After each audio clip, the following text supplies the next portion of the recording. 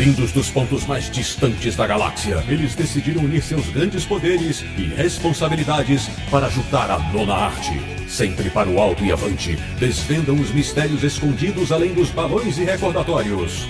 Hortutatis, você queria um podcast sobre quadrinhos? Achou! Bem-vindo ao Confins do Universo.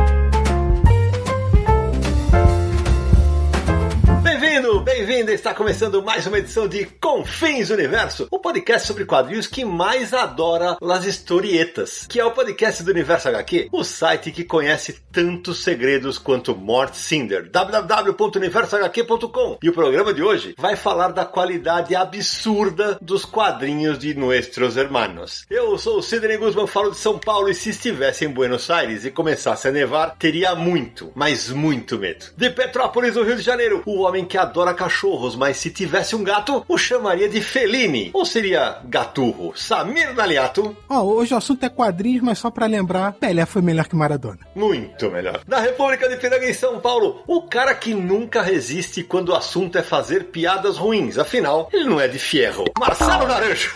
Nossa, que horror. Olha, eu só sei que hoje eu vou ficar sabendo sobre o quanto eu não sei dos inúmeros quadrinhos de qualidade de um país vizinho, sabia? De Luxemburgo, na Europa, o nosso correspondente internacional. Ele que aprendeu a contestar o mundo à sua volta, veja só, com uma irrequieta menina de 6 anos. Sérgio Codespot. Lá se vai a Mafalda. Não, mas hoje eu tô pilotando meu as de espadas. E fechando o timaço desta edição, falando de Arujá, no interior de São Paulo, nosso convidado especial, um especialista no assunto de hoje, que por isso mesmo é muito bem-vindo, Paulo Ramos. Gracias por todo. Pois bem, meus amigos do Confins do Universo, o episódio de hoje vai falar sobre os quadrinhos argentinos. E tem muita coisa boa, tanto para quem já os conhece, como para quem vai descobri-los a partir deste programa. Então, prepare-se, porque a charla promete.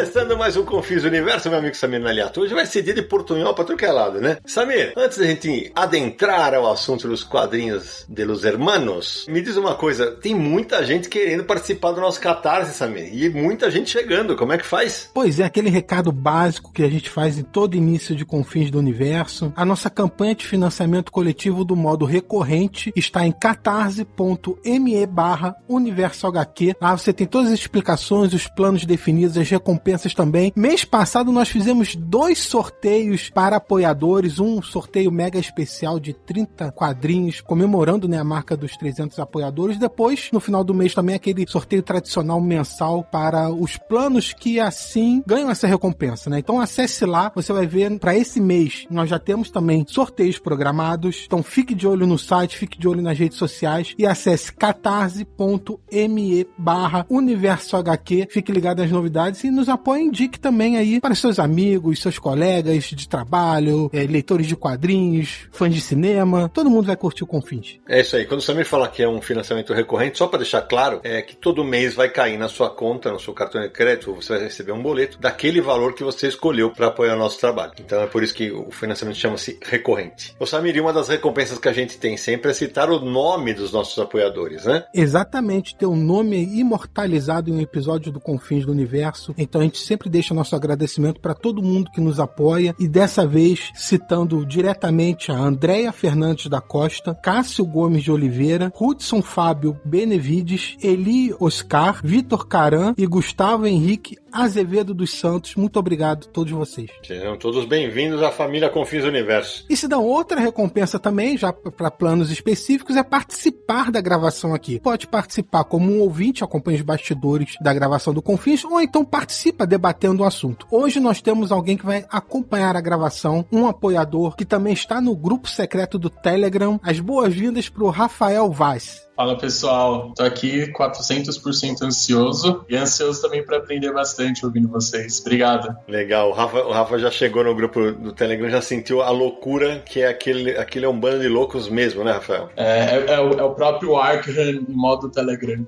É isso aí. Bom, Samir, agora vamos começar a falar sobre quadrinhos argentinos, mas antes disso, para quem não conhece o nosso convidado de hoje, eu vou pedir que ele se apresente. Paulo Ramos, conte para os nossos ouvintes por que eu chamei você para participar desse programa tão especial. Além de porque vocês são muito gentis, isso eu acho que é o principal motivo, e eu agradeço a gentileza de público. A gente tem um livro que a gente publicou em 2010, que se chama Bem-vindo, um passeio pelos quadrinhos argentinos. É um livro-reportagem que saiu pela Zarabatana Books, que tenta fazer exatamente o que o subtítulo diz, né? Fazer um passeio, mostrar para o brasileiro como é o quadrinho argentino, porque a gente se surpreende quando puxa um pouco essa fresta e dá uma olhadinha, né, no que os colegas aí do país vizinho produzem. E rapaz, tinha tanta coisa, e como é que a gente não conhecia essa produção argentina, né? Esse livro teve uma segunda edição em 2016, a gente atualizou algumas informações e respondendo então, eu imagino que seja por isso, né, que eu esteja aqui muito honrado participando do Confins do Universo. E uma coisa que eu contar pro pessoal, né, Paulo? O Paulo durante muitos anos fez o blog dos quadrinhos, que era um ótimo espaço para falar de quadrinhos. Também é professor universitário, né, Paulo? Em que universidade? Então, a gente é jornalista e professor do Departamento de Letras e do Programa de Pós-Graduação em Letras da Universidade Federal de São Paulo, que fica em Guarulhos, na Grande São Paulo. Ô Paulo, e muita gente te pergunta ainda no blog dos quadrinhos se vai voltar, como é que é? Pergunta, o blog dos quadrinhos eu deixei de atualizar, salvo engano meu, foi 2012, 2013, eu comecei a concentrar as informações sobre quadrinhos nas redes sociais, numa reavaliação histórica. Acho que era um momento, por conta da perda de importância dos blogs e de crescimento da importância das redes sociais, porém, hoje vejo que foi um erro, porque muito da memória disso se perde, né? É verdade. Mas foi até mais ou menos por aí. Hoje ele não existe mais, o UOL oficialmente descontinuou a página. E você ficou com backup disso, Paulo? Então, meu backup era o livro Revolução do Gibi, a Nova Cara dos Quadrinhos do Brasil, que a gente lançou pela Devir em 2012. Por isso que eu sempre imaginava que a internet tinha uma máxima da internet, que tudo tá na internet. Eu nunca confiei muito nisso. Eu acho que a internet perderia informações. Eu sei que o Universo HQ, por exemplo, teve um problema com isso, né? Os checklists de vocês, que eu acho que é uma excelente fonte histórica pra gente pesquisar, por exemplo, vocês perderam por um tempo, tiveram que, na migração de provedor, né, de página, vocês tiveram que reatualizar isso. Esses dados na internet são muito superficiais. Então a ideia do livro era mesmo fazer um registro daquilo impresso, em papel, porque eu não confiava nas informações na internet, na preservação dessas informações. Nisso eu acho que eu estava certo, porque essas informações ou se perdem ou são alteradas. Como é que você tem confiança em determinada informação que saiu numa página tal, e se você não tiver um print screen da tela, você não sabe o que o presidente disse, porque ele pode ter mudado o texto para não levar um processo, enfim.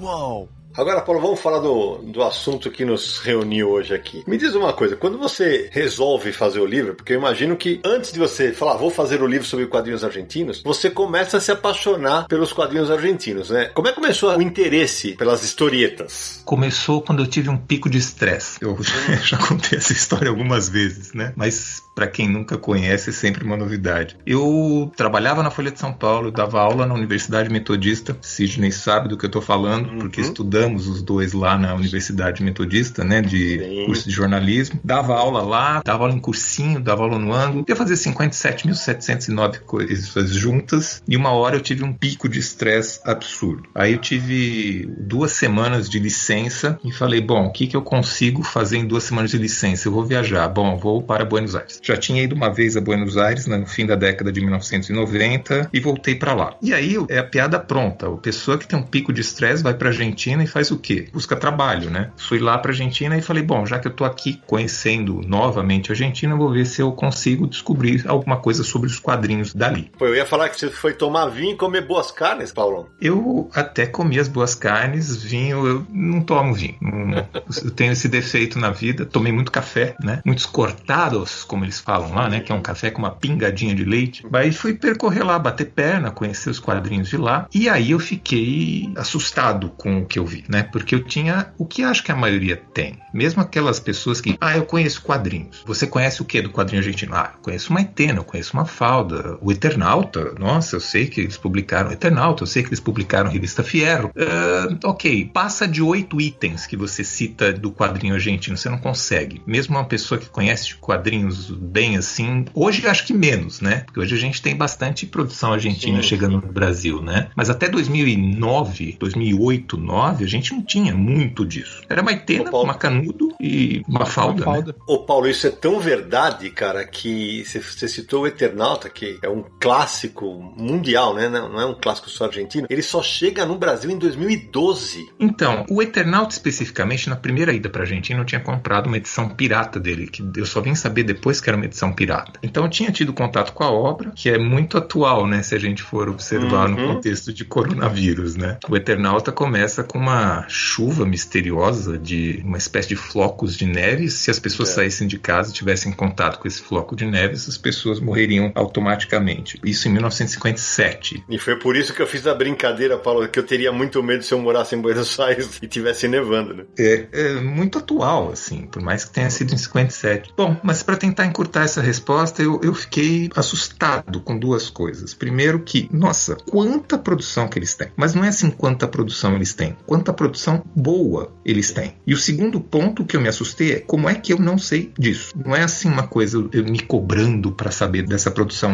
Mas o meu ponto era, eu me considerava razoavelmente bem informado sobre quadrinhos. Quadrinho norte-americano, quadrinho europeu, aí vamos pegar o quadrinho francês, o quadrinho italiano, quadrinho japonês, né? Eu tô em São Paulo, na Grande São Paulo. Daqui de avião para Buenos Aires são 2h30, mais ou menos. Como é que no Brasil nós não conhecíamos esse volume de produção argentina? Era esse o questionamento que ficava para mim. Por que a gente só conhece Mafalda e Maitena e não muito mais que isso? Que para mim é um pouco inexplicável. E esse incômodo gerou a ideia do livro. De novo, eu tava com estresse e voltei com uma pauta, né? Esse incômodo que gerou o livro. A partir daí eu fui comprando tudo que eu encontrava lá. Voltei mais umas 6 vezes para Buenos Aires para produzir o livro, comprar material. Cheguei a comprar mala lá para trazer quadrinhos de lá. Então foi daí que começou esse incômodo que gerou uma série de reportagens no blog dos quadrinhos, que a partir das reportagens algumas pessoas me sugeriram transformar isso em livro. Aí eu reescrevi do zero, voltei mais algumas vezes para Buenos Aires e aí gerou o Bem-vindo, um passeio pelos quadrinhos argentinos em 2010 pela Zarabatana Books. Paulo, uma dúvida sobre o livro. O livro saiu pela Zarabatana Books, como você acabou de dizer, que é uma editora que tem publicado alguns quadrinhos argentinos. Foi uma procura deles? Você sugeriu a eles? Porque eles já publicavam alguma coisa argentina? Como é que foi isso? Foi o contrário. Eu tinha um contato muito bom com os editores na época, né? Cláudio Martini, inclusive, da Zarabatana Books. Eu propus, ele topou. Foi um pouco essa a ideia. A partir dali, eu vim saber que o Cláudio também tinha interesse em direcionar parte dos lançamentos dele para os quadrinhos argentinos. Foi uma espécie de casamento inesperado, mas que os dois tinham um pouco de expectativas, cada um a seu lado, né? Eu tinha de publicar o livro, ele tinha de publicar quadrinhos argentinos. A partir daí, é esquisito eu dizer isso, mas eu acho que o livro teve esse papel. Houve um olhar diferente para o quadrinho argentino que no Brasil não se tinha, tanto de público quanto editorial. Começou um primeiro boom de publicações de quadrinhos argentinos a partir do Bem-vindo. A própria Zarabatana Books capitaneou boa parte desses lançamentos, com o Macanudo, que chegou a ser publicado na Folha de São Paulo também, com a Fierro Brasil, que a Zarabatana trouxe, e mais alguns lançamentos argentinos que vieram. E depois, aí sim, como o Sidney já comentou, o Eternauta, publicado pela Martins Fontes. A gente teve a oportunidade de fazer o prefácio, né, desse Eternauta, e o volume 2 do Eternauta também pela Martins Fontes. Paramos um pouco e agora, de um ano para cá, mais ou menos, a gente está tendo uma nova retomada por conta de algumas experiências individuais de determinadas editoras. A Figura, por exemplo, e algumas outras... que estão trazendo quadrinhos. Meu Deus do céu, a gente tá lendo agora Mort Cinder, a gente tá lendo Sherlock Time, a gente tá lendo materiais do Osterheld que são preciosos, desenhados pelo Brett, que até 2010, eu vou dizer, não vou falar que os brasileiros não conheciam, 2009, né? Eu não conhecia, eu não fazia a menor ideia que isso existia, isso foi publicado na década de 50, 60. E, Paulo, vale aqui um acréscimo, porque a edição da figura do Mort Cinder, eu tenho a edição portuguesa, eu tenho a edição espanhola, a edição da figura é a melhor do planeta em termos de resolução da arte. O trabalho que o Rodrigo Rosa teve, até porque ele é um apaixonado pela arte, né, do Brecht, o trabalho que ele teve de buscar originais, e você consegue enxergar as pinceladas da arte, é um negócio assustador. A edição portuguesa, por exemplo, o preto é mais carregado, então você não vê todos os detalhes do que o Brecht fazia naquela época. E para complementar o que o Paulo falou, a Zarbatana, depois desse boom dos quadrinhos argentinos, como o Paulo falou, já são 10 livros do Macanudo, eles trouxeram muita coisa do Salvador Sanz, eu nunca tinha ouvido falar nele, eu leio muito quadrinho. Eles trouxeram Paulo Pinóquio, do Lucas Varela, eles trouxeram Dora, do Inácio Minaverri, trouxeram Éden, do Kioskerman. Então, quer dizer, houve um interesse maior realmente pelo quadrinho argentino, mas ainda, como o Paulo falou, é tão pouco, Sérgio, que eu queria falar, eu e você que somos da mesma geração, a gente foi conhecer quadrinistas argentinos via materiais europeus ou coletâneas, né? Olha, Sidão, minha primeira lembrança é da Mafalda, né? Que inclusive chegou a ter desenhos animados, aqueles de 5 minutos, que se não me engano passavam na Globo até. TV Tupi. TV Tupi. Era TV, é isso aí, tá vendo? Me corrigindo já. Não que eu lembre, mas era na TV Tupi.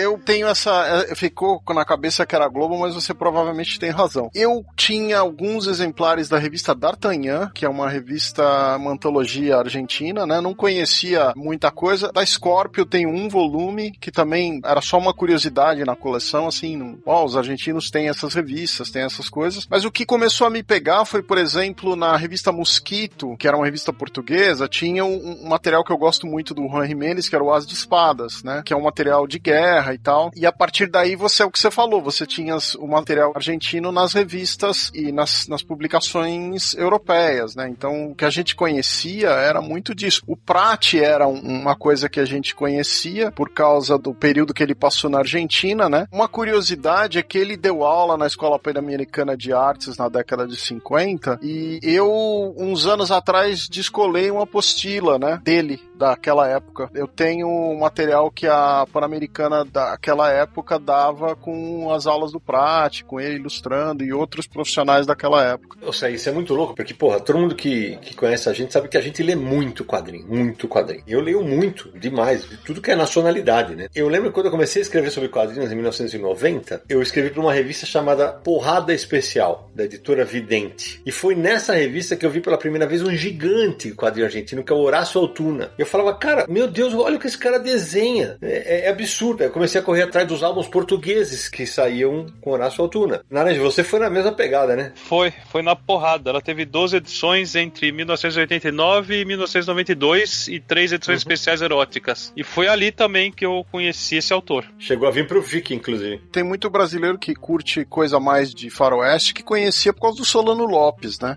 Teve alguma coisa pela VEC. Mas que eu só fui descobrir depois. A Scorpio, se eu não me engano, trouxe alguma coisa de quadrinhos argentino, mas eu comprei isso bem depois também. Eu fui atrás disso lá pro fim da década de 90, eu fui achar essas edições antigas. Então não foi originalmente que eu descobri isso, não. E o Samir, que é o mais novinho, Samir, você consegue lembrar a tua primeira lembrança tirando Mafalda, que acho que é de todo mundo?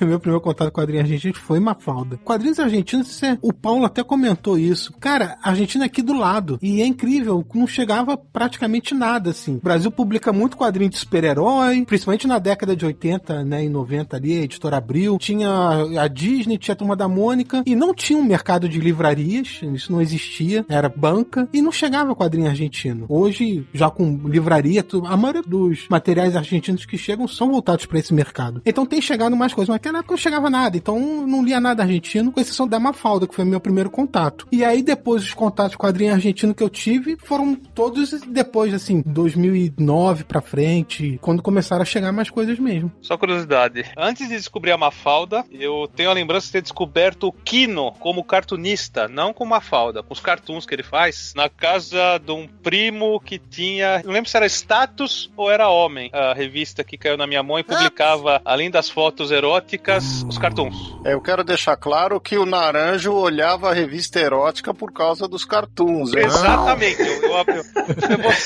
Eu ia finalizar, você já matou. Você vê que você me conhece bem. Eu folheava, tinha vários cartoons, tinha o Mórdilo e o Kino principalmente, eu gravei, porque eles eram diferenciados, né? Mas enfim, só quis dizer que eu descobri os cartunistas argentinos sem saber de onde eles eram, não matei com 10 anos de idade, 12 anos de idade, sei lá. Ô, Naranjo, você falou dos cartoons do Kino, a Mafalda é a maior criação do Kino, a mais famosa, mas vários materiais do Kino vieram pro Brasil sem ser Mafalda, em vários encadernados dos cartoons dele, inclusive o mais recente, Isso Não É Tudo, que foi publicado pela Martins Fontes também. E é curioso porque a Martins Fontes publica Mafalda, Kino e Eternauta, assim, os quadrinhos mais famosos argentinos, tá tudo ali com a Martins Fontes. Tanta pouca coisa que chega e já tá tudo ali com ela, os mais destacados. Uau! Agora, Paulo, todo mundo aqui teve mais ou menos a mesma sensação que você, de descoberta do quadrinho de um mercado gigantesco. Aí você falou que você foi várias vezes a Buenos Aires, a Argentina, e a gente falava antes de começar o programa, quando você mergulha nesse processo de descobrir o quadrinho argentino, você não queria só saber dos contemporâneos, você foi buscar, né? E a gente falava, eles têm o que eles chamam de pioneiro dos quadrinhos mundiais também, como nós temos o Angelo Agostini? Pergunta fácil, resposta muito difícil. Tem a leitura nossa e a leitura deles. A leitura nossa é que os quadrinhos deles surgem no século XIX, assim como os nossos quadrinhos surgem no século XIX, publicando nos jornais, né? Isso para mim é bem claro. Mas você vai pegar as coletâneas históricas deles, os livros, né, que vão contar a história dos quadrinhos deles. Um deles, inclusive, escrito pelo Carlos Trígio, falecido já, mas escritor de quadrinhos. É um livro que acabou ficando bem famoso na década de 1980. Eles vão cravar lá que os quadrinhos surgiram com aventuras de Viruta e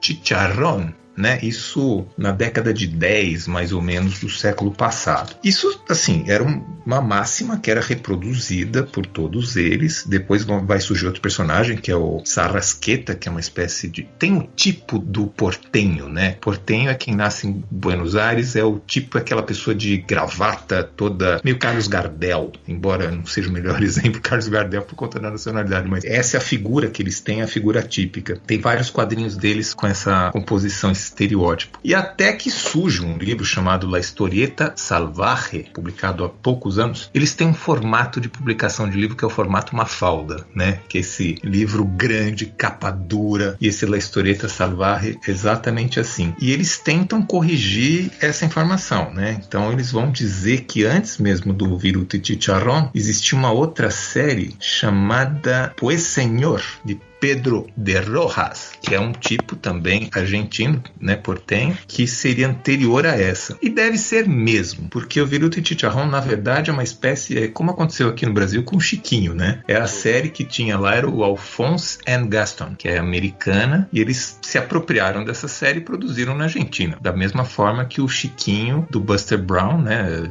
Buster Brown foi apropriado no Brasil como Chiquinho. É o mesmo processo. Então nota que tem muita coisa parecida com o Brasil. A imprensa do século XIX, a imprensa do século XIX lá também. A entrada de alguns quadrinhos norte-americanos nas páginas dos jornais, que é importado, acontece no Brasil com Chiquinho, no Tico Tico, várias outras séries, acontece também na Argentina. E aí, a partir daí, começam as produções nacionais deles, e aí eu acho que temos diferenças muito sensíveis, que aí fica pra gente conversar já já. É isso que eu queria te perguntar, Paulo, porque ainda só contextualizando, porque o Paulo falou do Carlos Gardel, é porque o Carlos Gardel, apesar de todo mundo falar o grande nome do tango, ele nasceu... Há duas vertentes, uma que ele nasceu no Uruguai e outra que ele nasceu na França, né? E é por isso que o Paulo falou que ele não seria o melhor exemplo, só para contextualizar. É igual daqui a pouco a gente vai falar do Alberto Brecht, que também é, olha, o quadrinho argentino e o Brecht é uruguaio. Exato. Ô Sidão, eu queria me corrigir, se você me permite, porque você perguntou qual foi o primeiro quadrinho argentino que eu li sem ser Mafalda. E eu lembrei agora qual foi o primeiro quadrinho argentino que eu li sem ser Mafalda, que foi Mulheres Alteradas, quando a Roku publicou no início dos anos 2000. Então eu falei que tinha sido ali pro final de 2009 e tal, não, foi antes. Foi com Mulheres Alteradas, sem ser Mafalda, né? Da Maitena, né? Exatamente, Maitena. Aliás, isso que eu queria comentar quando o Paulo falou, né? Porque o Paulo falou do Kino e o Paulo falou lá na frente da Maitena. Então, entre o Kino na década de 60, 70 ali e você chegar na Maitena, que é 2006, 2008, eu já nem morava mais no Brasil. Olha o buraco que existe entre esses dois nomes mais fortes aí, né? Que, por exemplo, os argentinos têm um personagem que chama Patoruzu, que é do Dante Quinterno, que é de 1928, mas esse personagem provavelmente é um dos mais famosos e mais populares personagens que eles já tiveram no estilo, por exemplo, da Turma da Mônica ou do Walt Disney, sabe? Um personagem assim, é um índio da Patagônia, né? Um nativo da Patagônia, e a gente nunca leu, ninguém conhece o personagem. E o que mais me espanta, Sérgio, é porque assim, a gente citou uma tira e um quadrinho de humor. O Brasil sempre teve uma tradição absurda de quadrinhos de terror, de suspense, de aventura, e o mercado argentino nos anos 50 e 60 produzia muito, mas muito desse gênero. Paulo, por que isso não vinha pra cá, cara? A explicação para essa pergunta é muito difícil. Eu acho que ela remonta desde a época da colonização, e eu não estou exagerando isso, não. Nós temos historicamente no Brasil a tendência de entender que o externo é melhor que o interno. Nós temos uma síndrome mesmo. Pode buscar. Nós fomos invadidos pelos europeus que começaram a impor uma cultura aqui no Brasil. Depois, no século XIX, nós tínhamos o domínio cultural, comercial da Inglaterra, mas cultural muito forte da França. As coisas boas eram as que vinham da Europa. Meu filho vai fazer faculdade na Europa, ele vai ser médico. No século XX, esse predomínio francês continua, principalmente na área acadêmica, na área cultural, mas depois da Segunda Guerra o domínio norte-americano fica evidente aqui no Brasil. E nós entendemos que os produtos externos vindos dos Estados Unidos, a partir da década de 1940, são os melhores produtos para serem consumidos, e isso funciona até hoje. Isso é incrustado culturalmente no Brasil. A gente vai a shopping centers, a gente não vai a centros comerciais. Um exemplo besta, mas de como isso está cravado na nossa cultura. A nossa geração, em termos culturais, sempre viu os filmes norte-americanos como melhores que os brasileiros, a literatura estrangeira muitas vezes melhores que as brasileiras, e nos quadrinhos não foi diferente. Desde a década de 1930, que veio em massa mesmo a produção norte-americana aqui, a gente tem entendido que os quadrinhos norte-americanos são melhores. Falo pela minha formação de leitor de quadrinhos, que foi com super-heróis, e super-heróis são norte-americanos. Eu achava o máximo, ainda acho o máximo, mas assim, nós não valorizávamos a produção nossa, ao contrário da Argentina. Acho que é essa a diferença. Eles têm um nacionalismo, uma coisa forte para eles, né? A morte é forte para eles. A morte, vai ficar estranha essa frase, mas é intencional. A morte é muito viva para eles. Então, o Gardel morreu, mas está vivo. Che Guevara, que era argentino, morreu, mas está vivo. A Eva Perón, meu Deus do céu. O peronismo está vivo na política argentina. E o Oesterheld, que foi assassinado pela ditadura argentina, continua vivo na produção deles. Então, essas questões todas, que nota que o ponto delas é cultural. Nós temos a tendência de achar que as produções estrangeiras são melhores que as nossas. Quantos quadrinhos brasileiros só foram confirmados, a validade desse quadrinho brasileiro só foi confirmada quando ganhou um Eisner, por exemplo, ou ganhou um Angoulême. Quantos desses autores a gente teve essa história recente para mostrar? Na Argentina, não. Então, eles tinham esse amor pela produção deles, eles não tinham tanto mercado, talvez, mas eles tinham esse cuidado, né? E numa coisa, eu acho que no humor, não deixamos nada a desejar aos argentinos. No terror, nós damos de 10-0 a eles. Nas tiras, nós também não deixamos a desejar, embora eles tenham começado com tiras nacionais melhores que as nossas um pouco antes, mas no roteiro de aventura, aí, desculpa, eles dão de 10-0, não é no Brasil, é também nos Estados Unidos, é também na Itália e é também na França, porque eles produzem essas histórias já no fim da década de 1940 e 50, primeiro com a editora Abril e depois com a editora que o Oesterheld montou. Então, essa para mim é a diferença. Eles têm uma coisa que o Juan Sasturén, que é um editor importante, foi editor da revista Fierro lá, escritor também, jornalista, ele tem um livro chamado El Domicilio de la Aventura, quer dizer, a Casa da Aventura, que várias dessas histórias que provavelmente a gente vai conversar a partir de agora, porque a gente vai sair do universo Mafalda e Maitena, que é humor, e vai entrar no resto, entra nesse processo, e nisso eles dão de 10-0. Uou! Paulo, você fala dessa interferência, né, do que é de fora é melhor, em termos do Brasil, e tem um paradoxo que, assim, o Hugo Pratt, por exemplo, né, ele foi para a Argentina no final dos anos 40, junto com outros que eram chamados Quatro de Veneza, né, aquele grupo de Veneza, inclusive o Dino Batalha, por exemplo, e eles tinham uma produção na Argentina, não só de quadrinhos, mas tinham também o lance de ensinar quadrinhos, naquelas escolas de arte e tal. Mas o brasileiro, ele só conhece essa parte da produção do Pratt, a maior parte dela, quando vem de fora, vem da Itália ou da França de volta. Quer dizer, ele estava aqui do lado, produzindo quadrinho na Argentina, mas o material teve que ir para a Europa antes de voltar para o Brasil, né? Ou seja, complementando a tua pergunta, que era justamente o que eu queria falar para o Paulo, nessa época, a Argentina vira um polo mundial em termos de qualidade de produção, né? E vale citar aqui, Sérgio, que não dá para esquecer, tem um brasileiro chamado João Batista Mottini, que também foi para o mercado argentino no final da década de 40 e chegou a atuar com o Brecht, o Pratt, o Salinas. E, aliás, falando em Salinas, Samir, eu lembrei que a primeira HQ argentina que eu li, acho que foi antes até de Mafalda, era dele, e eu não sabia, né? Foi descobrir que era argentino, que era Dico Artilheiro, que a gente já citou em outros programas aqui. E já que você falou no Salinas, lembrar que tem um livro sobre ele, publicado pela editora Noir, José Luiz Salinas, Visionários dos Quadrinhos. Tem lá a venda, foi lançado em 2018. É isso aí. Então eu queria jogar essa bola pro Paulo agora falando disso, Paulo. Porque, cara, nessa época, a Argentina se consolida como um grande mercado gerador, né? Do que você falou de histórias de aventura, de suspense. E só dá pra assinar embaixo do que você falou dos roteiristas, porque justamente dessa época, os leitores brasileiros não sabem quem são seus grandes quadrinistas. E os argentinos sabem. O Sidney, tem uma diferença aí de qualidade e de roteiro, eu acho, né? Então nós temos experiências muito parecidas. E aí, tentando juntar o que vocês estão colocando, que me parece que é o universo que a gente está falando nessas colocações que vocês fizeram aí, a gente vai de 1940 a 1960 na Argentina. E aí fazendo uma ponte com o Brasil. Em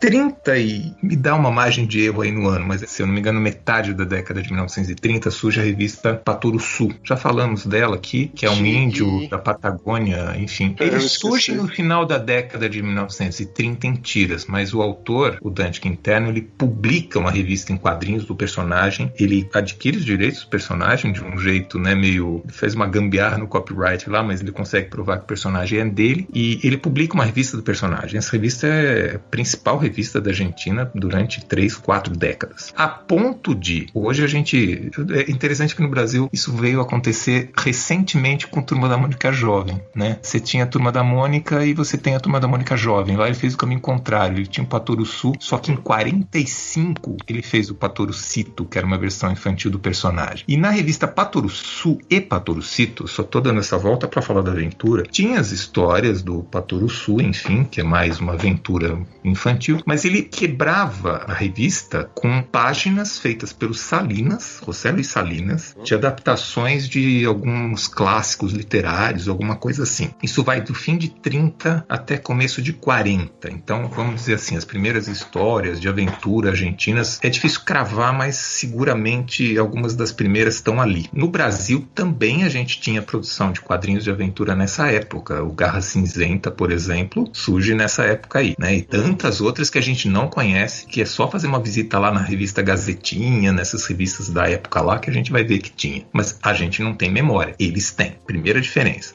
E também o Salinas, convenhamos, ele tinha um desenho muito parecido com o do Alex Raymond. Não por acaso ele conseguiu se emplacar nos Estados Unidos com Cisco's Kid, né? Que era uma série de tiras. E aí na década de 40 surge a editora Abril na Argentina. Editorial Abril, do César Civita, que é irmão do Vitor Civita. Eles vêm com o Pato Donald, com os quadrinhos Disney, mas eles também, no fim da década de 1940, começam a produzir quadrinhos de aventura. E um dos roteiristas dessa época era o Hector Hermann Westerheld, que vem a ser depois o criador do Eternauta. Mas o principal personagem desses quadrinhos de aventura era o Mr. X, que vinha da Itália. E as histórias do Mr. X acabaram na Itália. E aí a saída que eles fizeram foi, ao contrário do que tinham feito décadas antes. Tinha uma série norte-americana que eles publicavam, a série acabou. Eles publicavam com autores de forma pirata o mesmo personagem. O que a Abril fez? Trouxe para a Argentina desenhistas que produziam na Itália o Mr. X. E é nessa leva, por exemplo, que vem o Hugo Pratt para a Argentina. Eles vêm para fazer quadrinhos para a editora Abril.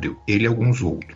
Metade da década de 1950, o Osterheld percebe que, puxa, eu podia montar uma editora com esse material. E aí ele sai da editora Abril, faz um acordo com a Abril. Alguns personagens dele ficam com a Abril e ele monta a editora dele, que é a Editorial Frontera. E aí ele publica 2 revistas, que é Hora Zero, né, na Argentina, e a revista Fronteira. E aí que surgem os principais quadrinhos de aventura que estão chegando agora no Brasil. Sherlock Time, Mort Cinder. Então essa produção toda começa a ganhar força aí na fim da década de 50 e 60. E aí o detalhe, sempre se teve essa ideia de que o quadrinho adulto surge na Europa com Valentina e com... Não, ele já existia esse quadrinho de ficção científica adulto na Argentina da década de 1950, que é uma coisa a ser observada aí nessa discussão que a gente está fazendo. E aí a gente faz o paralelo com o Brasil. O que o Brasil tinha de aventura na época para oferecer? Terror. Basicamente isso, né?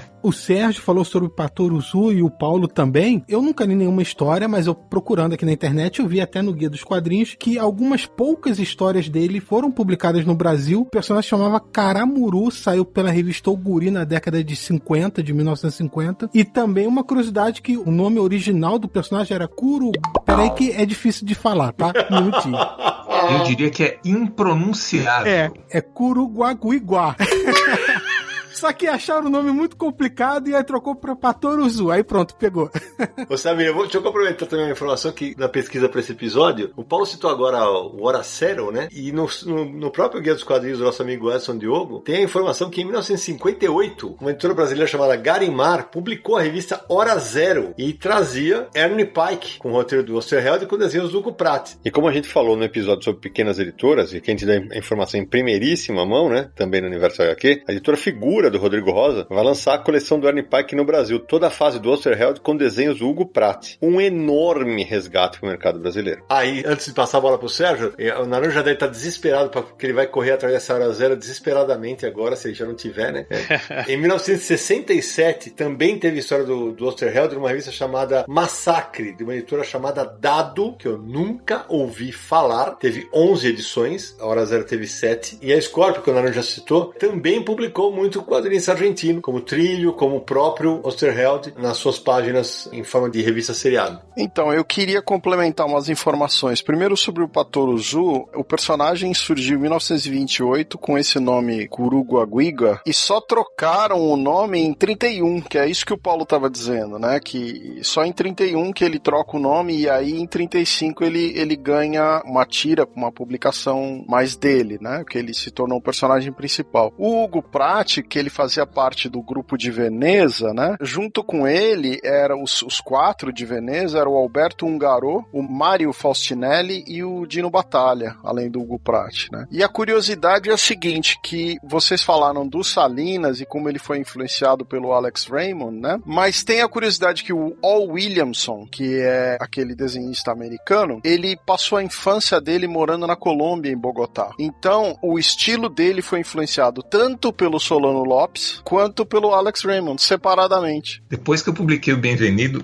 assim, é um cuidado que eu sempre tomo. Não dá pra cravar. Então, assim, os quadrinhos argentinos vieram pro Brasil no ano tal. Não dá pra cravar, porque sempre você vai descobrir uma coisa nova. Essa do Karamuru, por exemplo, eu não sabia. Outra discussão que, puxa vida, no Bem-Venido a gente levanta essa discussão, mas é difícil cravar. Qual a primeira tira da Mafalda publicada no Brasil? Eu tinha comigo, que era na revista Patota, que era uma revista que publicava coletâneas de tiras, saía na década de 70, primeira metade da década de 70. Depois do livro publicado, o Nobushinen, né, pesquisador, colega nosso, me veio com uma revista Pop, da editora Abril, que tinha uma tira da Mafalda. Eu falei, bom, então acho que o Nobu tá certo, deve ser a revista Pop. Há 2 semanas, minha mãe foi se desfazer de uma coleção de livros, pode se desfazer. Só que uma eu fui folhear, que era da editora Abril, uma revista chamada Escola Nova, 3 volumes, voltado para o público infantil. E eu fui folhear aquilo, ele era ilustrado com tiras da Mafalda, e aquilo é de 1971. Então, a gente nunca sabe qual é a primeira. Estamos sempre descobrindo e redescobrindo essa história, isso que eu acho interessante. Só para completar, complemento do complemento. Eu tenho a impressão que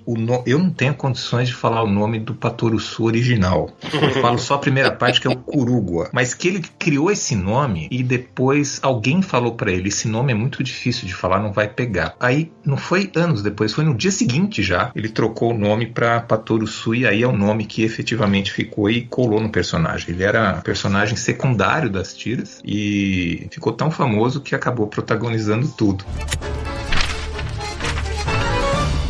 Uau! Ô Paulo, e já que a gente falou do Ernie Pike aqui, conta aquilo que a gente falava fora do ar. Quem é o visual que o Hugo Pratt dá pro Ernie Pike? Especificamente o Ernie Pike, a história é interessante, porque quando o Osterheld, que é o cara que fez o roteiro do Eternauta e fazia roteiros para a Editora Abril na década de 1950, e em 1956 e 57 ele decide sair da Editora Abril e cria uma editora própria, que é a Editorial Fronteira. Ele leva os desenhistas da Abril, então ele leva o Solano Lopes, por exemplo, que é o parceiro dele no Eternauta, ele leva o Alberto Breccia e ele leva também o Hugo Pratt. Especificamente, no caso do Hugo Pratt, ele criou um correspondente de guerra. Era um correspondente de guerra às avessas do que a gente está acostumado a ver nos Estados Unidos, aquele correspondente de guerra que mostra o olhar do dominador sobre o dominado, quer dizer, o olhar dos Estados Unidos sobre o país que é invadido pelos Estados Unidos. Ele mostra o contrário nesse Ernie Pike, que é um correspondente que tenta mostrar o lado humano da guerra, de quem luta de qualquer um dos lados. Ele é baseado num jornalista que realmente existiu, se eu não me engano era Ern Pyle o nome, e aí que vem a proximidade no nome. E quando ele foi desenhar o Hugo Pratt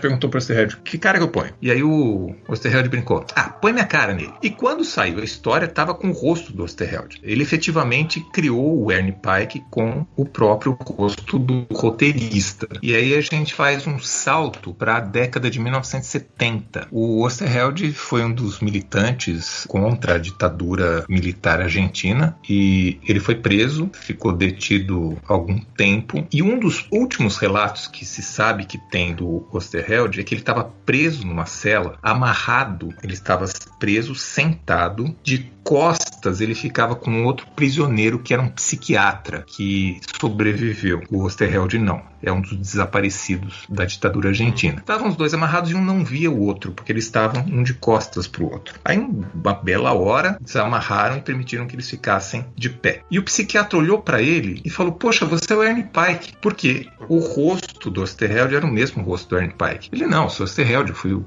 roteirista. E isso fez com que a pessoa tivesse uma memória mais viva dessa cena. E é uma das últimas cenas que a gente tem do relatos do Osterheld vivo, né, um dos poucos contatos que tem dele. Mas tem a ver com o rosto criado pelo Pratt lá em 57. Agora, uma coisa a se observar, outros desenhistas fizeram o Ernie Pike, nem todos seguiram o rosto do Osterheld, né? Então, você pegar não sei de memória, mas tem argentinos que desenharam Ernie Pike que vieram para o Brasil, o caso do Rodolfo Zala, o caso do Eugênio Colonese, me foge de momento agora, mas algum deles não seguiu o mesmo rosto. Mas vamos dizer assim, o Ernie Pike da Gema, aquele que é a marca registrada, é esse do Pratt, em que ele desenhou o rosto do Osterheld. E o Paulo citou o Osterheld e o desaparecimento dele na ditadura argentina. A gente falava antes de começar a gravar, a primeira edição do livro do Paulo, ele termina de uma maneira espetacular, com uma resposta da Elsa Osterheld, a viúva dele, né? Pra vocês terem ideia, vocês que são mais novinhos e não sabem dessa história, na ditadura argentina ela perdeu o marido, no prazo de 2 anos, o marido, as 4 filhas, 2 delas estavam grávidas, e os 2 genros, todos por causa da ditadura. E o Paulo terminava com uma frase que era espetacular, mas na atualização o Paulo contou pra gente que ele teve que acrescentar coisa, e aí se deixou de ser o final do livro, né, Paulo? Uhum. A Elsa, puxa vida, a gente tem uma história de jornalismo na imprensa, de TV, de jornal, internet depois por conta dos quadrinhos, do blog. Foi uma das coisas mais difíceis, eu acho, que eu fiz na vida como jornalista, porque que pergunta que você faz para uma mulher de 85 anos, é difícil formular a pergunta. 85 anos, a mulher é viúva, ela mora com um neto, que é um dos 2 sobreviventes, os 2 netos sobreviventes. Que pergunta que você faz para uma mulher de 85 anos que perdeu, assassinado por um regime militar, as 4 únicas filhas, ela tinha 4 filhos, as 4 filhas, 2 delas grávidas, e o marido? foi muito difícil conduzir esse contato com ela, né? No final, acabei formulando de algum jeito essa pergunta e ela me responde que tinha uma palavra que resumia todo esse sentimento, que é a palavra mutilação, que ela se sentia mutilada por ter a vida feita de... Enfim, acabaram praticamente com a família dela. E ela conta que a primeira filha, na verdade, os 4 decidiram, as filhas tinham uma relação muito próxima com o pai, e a primeira filha, um dia, as 4 saíram pra luta, as 4 saíram de casa, as 4 entraram na militância. A primeira filha caçula teria um dia encontrado com ela: mãe, eu queria falar com você, voltou pra casa, olha, eu vou abandonar tudo, vou me dedicar à medicina para ajudar as pessoas. Essa foi morta, ela conseguiu recuperar o corpo e enterrar. As outras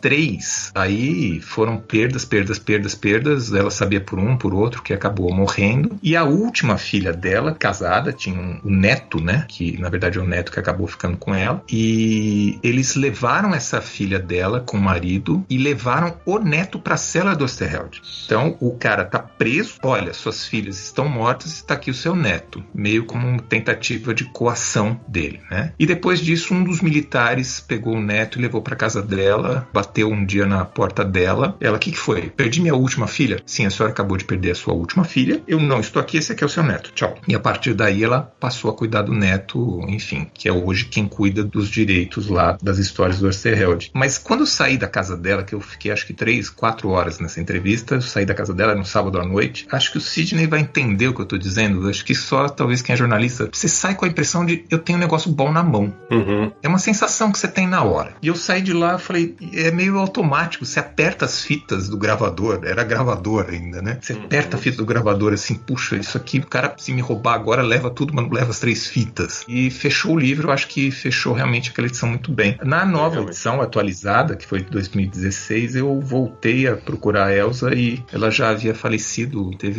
me parece um infarte durante a noite, faleceu, não pude voltar a entrar em contato com ela. Mas aos 85 anos, extremamente lúcida, contando em detalhes a história, e que tinha um cachorro chamado Milu, né? Então, detalhes desses que são curiosos para mostrar também. Eu tô com um livro do Paulo aqui nas mãos e a frase que fecha o livro é ela falando o seguinte: eu poderia escrever um livro sobre o sentido do que é mutilação do ser humano. E para quem não conhece tanto o quadrinho argentino, o Hector Germán Osterheld, que a gente tá falando, é o co-criador de Eternauta, um dos quadrinhos mais famosos da Argentina, e outro material dele que chegou recentemente no Brasil, que a gente já mencionou também, o Mort Cinder, pela editora Figura. E também agora o mais recente saiu pela Comic Zone, né? Que é o Sherlock Time. Muito bom, li essa semana. Uau! Paulo, eu queria te fazer 2 perguntas aí sobre essa questão do Osterheld preso, né? Você lê em algumas fontes sobre esse período, quando você fala em militância, que ele e as filhas teriam se ligado à militância dos montoneiros, né? A atribuição que eu tenho dessa informação parece que saiu numa revista Comiqueando, edição especial número 2. Eu não conheço a revista e então eu não tenho certeza se essa afiliação a esse grupo montoneiros, que era praticamente uma guerrilha armada, né? Dele e das filhas, se isso procede mesmo, se você tem uma informação a respeito disso. Olha, puxa vida, eu não gosto de dar informação que eu não sei direito, e essa é uma delas que eu não sei direito, mas também não vou ficar devendo vou ficar devendo informação, vou dar um caminho, vai. Seguramente a luta armada, tenho a impressão de que a juventude peronista, mas tenho a impressão, não é uma resposta que se dê, ela merece confirmação. Mas os caminhos que eu diria para confirmar isso, eu acho que são caminhos bem mais seguros do que minha memória, que já não é das melhores. Teve um revival, vamos dizer assim, do Osterheld de uns 3, 4 anos pra cá, porque a TV argentina mesmo, na época do Maurício Macri, o ex-presidente da Argentina, o último, né, teve uma série televisiva sobre a história do Osterheld. Isso gerou pelo menos 2 livros sobre o Osterheld em termos biográficos. Los Osterheld e um outro que tem um Osterheld no nome e alguma outra coisa no subtítulo. São fontes bem mais seguras para poder apurar essa informação, né? Então, seguramente a luta armada tem a impressão de que é a juventude peronista, mas essas 2 obras poderiam confirmar. Eu não tenho de momento essa informação para confirmar, para cravar essa informação. Não, beleza. A segunda pergunta é que em 79, quando o Dino Batalha entrou em contato com as autoridades argentinas para saber do destino do Osterheld, e eu não sei quem que informou para ele, mas alguém disse para ele que nós desaparecemos com ele porque ele escreveu a mais linda linda história sobre Che Guevara. E essa atribuição, a única informação que eu tenho dessa atribuição é uma citação daquela enciclopédia holandesa Lambieck, né, que é uma biblioteca de quadrinhos online que faz parte daquela comic shop holandesa muito prestigiosa e tal, as informações são sempre de qualidade. Mas será que... Porque eu sei que a história do Che Guevara foi destruída, né?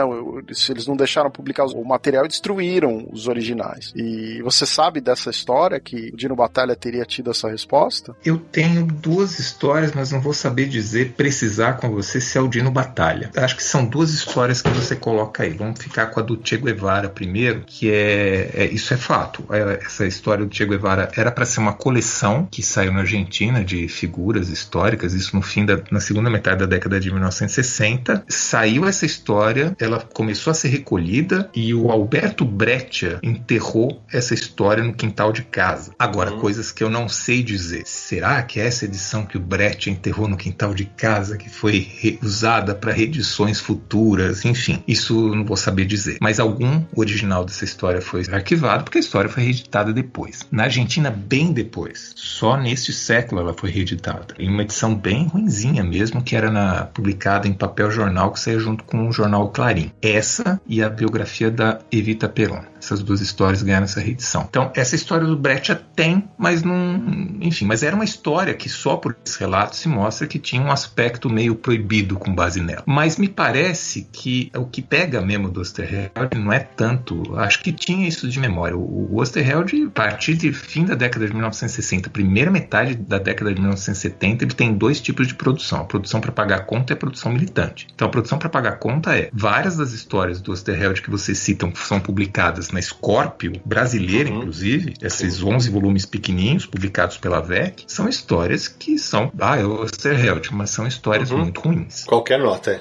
Vai pagar a conta. Ele produzia para o exterior também, para outros países sul-americanos, era para pagar a conta. E tinha o Osterheld militante. Aí é outra pegada. É esse Osterheld militante que me parece que pegava. Então ele tem uma história que é La Guerra de los Antartes, e é essa obsessão dele que ele tem com a metáfora da invasão alienígena em Buenos Aires. Né? Isso já tinha no Eternauta, mas é metafórica, ainda no Eternauta ainda vai. Mas na primeira metade da década de 1970 é uma coisa descarada. Então assim, os ETs invadem o planeta Terra. Olha, o hemisfério norte faz um acordo com os ETs para vender os países sul-americanos para os ETs em troca da sobrevivência. Então veja, é aquela leitura do americano ao imperialismo e que vende para o país sul-americano. Perdeu a metáfora, isso era explícito na história. O Eternauta 2, que ele escreveu durante a militância dele clandestina, você percebe que o Juan Salvo, que é o protagonista da série, já tem uma pegada militante.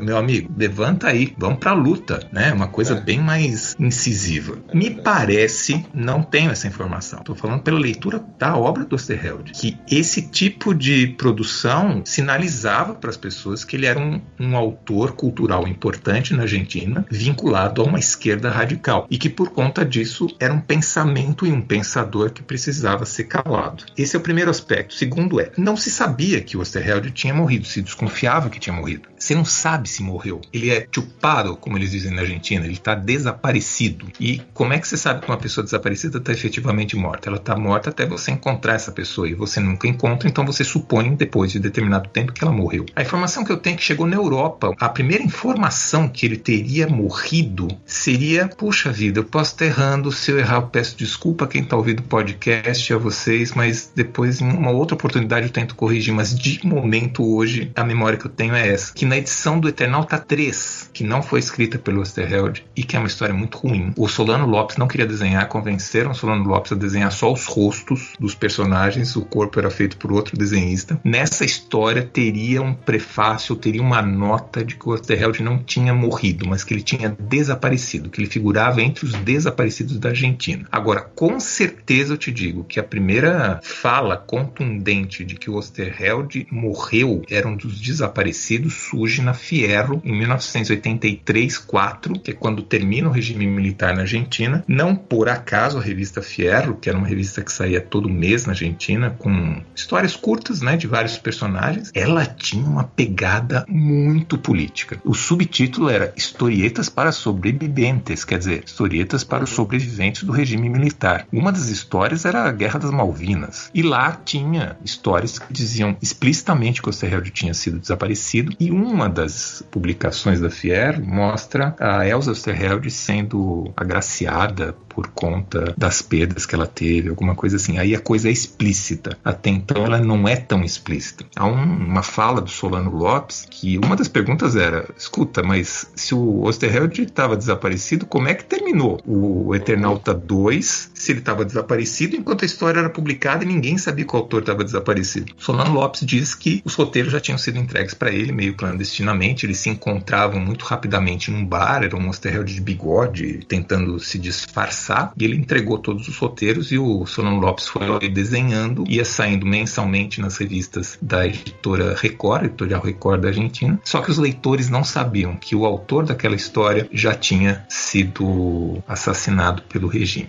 Se corrigir, Sidão, não é o Dino Batalha, é o Alberto Ongaro que fez essa pergunta, aparentemente. Então eu te confirmo a informação. É o Ongaro e é no Eternauta 3. E para você que está ouvindo a gente, que é um ouvinte mais novo, tal, que não conhece a obra O Eternauta, procure. Eu lembro que a primeira vez que eu fui para a Argentina, inclusive acho que eu pedi recomendação para o Paulo de onde comprar, ele me indicou umas comiquerias. Sidney, você sabe que a coisa que eu mais respondo até hoje é isso. Olha, estou indo pra Argentina, você podia dar dicas de...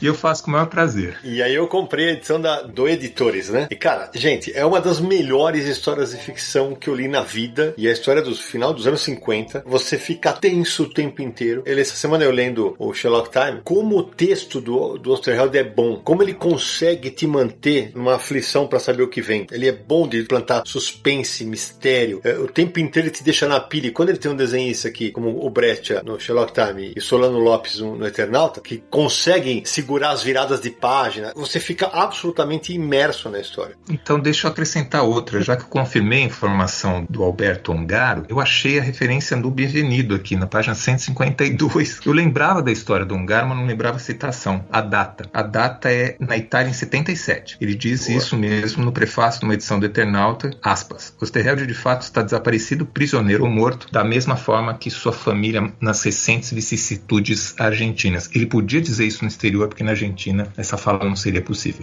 Vocês mencionaram Osterheld, Alberto Breccia e Che. Lembrar que a Conrad Editora publicou em 2008 a graphic novel Che, Os Últimos Dias de um Herói, escrita pelo Osterheld e desenhado pelo Breccia. E é um dos primeiros trabalhos também do filho do Breccia, que é um dos filhos do Breccia, que é o Henrique Breccia, né? Uau! Ô Paulo, tem uma coisa que a gente que gosta de pesquisar, e você certamente se deparou com isso. O quadrinho argentino foi muito forte nessa época dos anos 40, 50, 60, mas tem uma coisa que o quadrinho brasileiro não tinha. Eles tinham muito apoio dos jornais, né? Sim, médio. Médio, mas acho que sim, nas tiras sim. Então se a gente falar quadrinhos, tiras, não tenha dúvida. O jornal Clarim, já na primeira metade da década de 1970, uma época em que quais são as tiras brasileiras publicadas aqui em 1970, né? Maurício de Souza, Rango, o Pato, Ziraldo. Eles decidem que a página de quadrinhos do jornal Clarim não vai ser dentro do jornal, vai ser na última página do jornal. E aí um parênteses, né? O jornal Clarim é feito no formato tabloide, que é, imagina um jornal, a página do jornal dividida no meio. Esse é o formato tabloide. E eles dão a última página do jornal para as tiras, que é uma página extremamente importante do jornal, porque depois da capa, contra-capa, né? A última capa. E a maior parte dessas produções é nacional. Eles decidem isso. A partir de determinado ponto, todas as tiras são nacionais e, salvo engano, em 2007, o jornal La Nación, que é um concorrente do Clarim, também decide que todas as tiras são nacionais. Tradução disso em coisas práticas. Não sai Calvin Haroldo na Argentina há 20 anos, por exemplo. Eles não leem Calvin Haroldo nos jornais, eles não leem Recruta Zero nos jornais, eles não leem Snoopy nos jornais, Hagar, eles não leem nos jornais. A produção deles é 100% nacional. Por um lado é ruim, por outro lado é bom. Pelo lado bom, a produção é nacional e as tiras acabam entrando na cultura do país muito fortemente lá na Argentina, muito mais do que aqui. Isso de longe. O que eu acho ruim? É ruim também você não saber o que é Calvin Haroldo, né? Sim. Você não saber o que é Snoopy. Eu acho que é tudo pelas tiras nacionais, mas acho que essas coletâneas podiam aparecer na forma de livros, por exemplo. E para nós brasileiros ficamos com bastante invejinha, né, dos argentinos, além disso que o Paulo falou, atualmente eu não sei, mas na última década, certamente, vários jornais argentinos publicaram coleções de quadrinhos nas suas edições ou dominicais, ou sei lá, na quarta-feira. Então saíam vários álbuns que eram vendidos nos mesmos moldes que acontecem na Europa e que no Brasil, inexplicavelmente, nenhum jornal conseguiu emplacar até hoje. Então eles publicavam tanto clássicos, especialmente clássicos argentinos, tinha Horácio Altuna, tinha o próprio Eternauta, tinha Mandrafina. Então essa é uma das coisas, e eu queria justamente falar pro Paulo, porque ele é o que mais conhece Buenos Aires aqui, para que o nosso ouvinte tenha a noção do que o argentino valoriza as suas próprias histórias em quadrinhos. Existe um passeio de las historietas, né? Que são estátuas que estão espalhadas pela cidade de Buenos Aires. É a mais comum, tem inclusive no meu Instagram, tem uma foto minha com a Mafalda num banquinho, mas tem estátuas de vários personagens, não é isso, Paulo? Pois é, Sidney, tem sim. E um daqueles acasos da vida que a gente nem imagina, uma dessas viagens que eu fiz meio a olho para Buenos Aires para poder apurar as informações, eu fui mais por conta da entrevista com a Elza Osterheld, que eu tinha agendado, era um sábado à noite, eu tinha domingo livre, e eu soube que no domingo iam inaugurar uma estátua da Mafalda. Olha a sorte. E aí eu fui lá, me enfiei lá no meio das pessoas e consegui cobrir a inauguração da estátua da Mafalda, que especificamente foi no dia 30 de agosto de 2009. Então, em um fim de semana, eu abri e fechei o livro, porque eu abri com a história da Mafalda e fechei com a história da Elza Osterheld. Foi um bom investimento, eu diria. E a estátua da Mafalda fica na esquina da Rua Chile com a Rua Defensa. Que é exatamente onde ele ambientou as histórias da personagem e tal.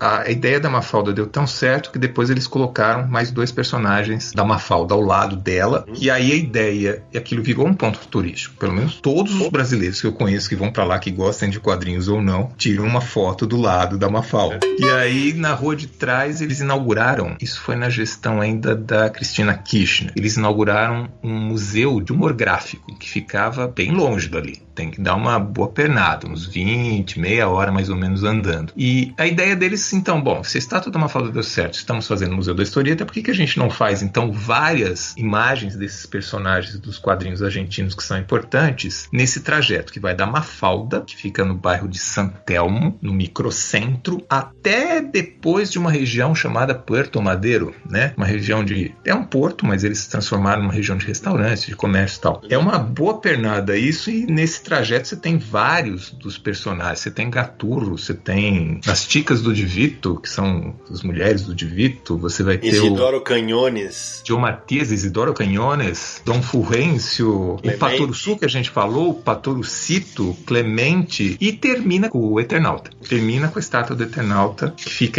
bem em frente ao museu de humor gráfico lá, a estátua no meio da rua. Essa é a mais escondida que tem, porque você está em frente ao museu, uma avenidona, aí você tem que atravessar a avenidona, tem um canteiro central, tem o outro lado da avenidona, tá bem no meio desse canteiro central, mais ou menos 1,80 m de altura, no canto daquela rua. É um belo passeio, pra quem gosta de quadrinhos, puxa vida. O Naranjo tá falando que não conhece nada, eu tô com o livro na mão, vai com o livro que você tem na mão, né?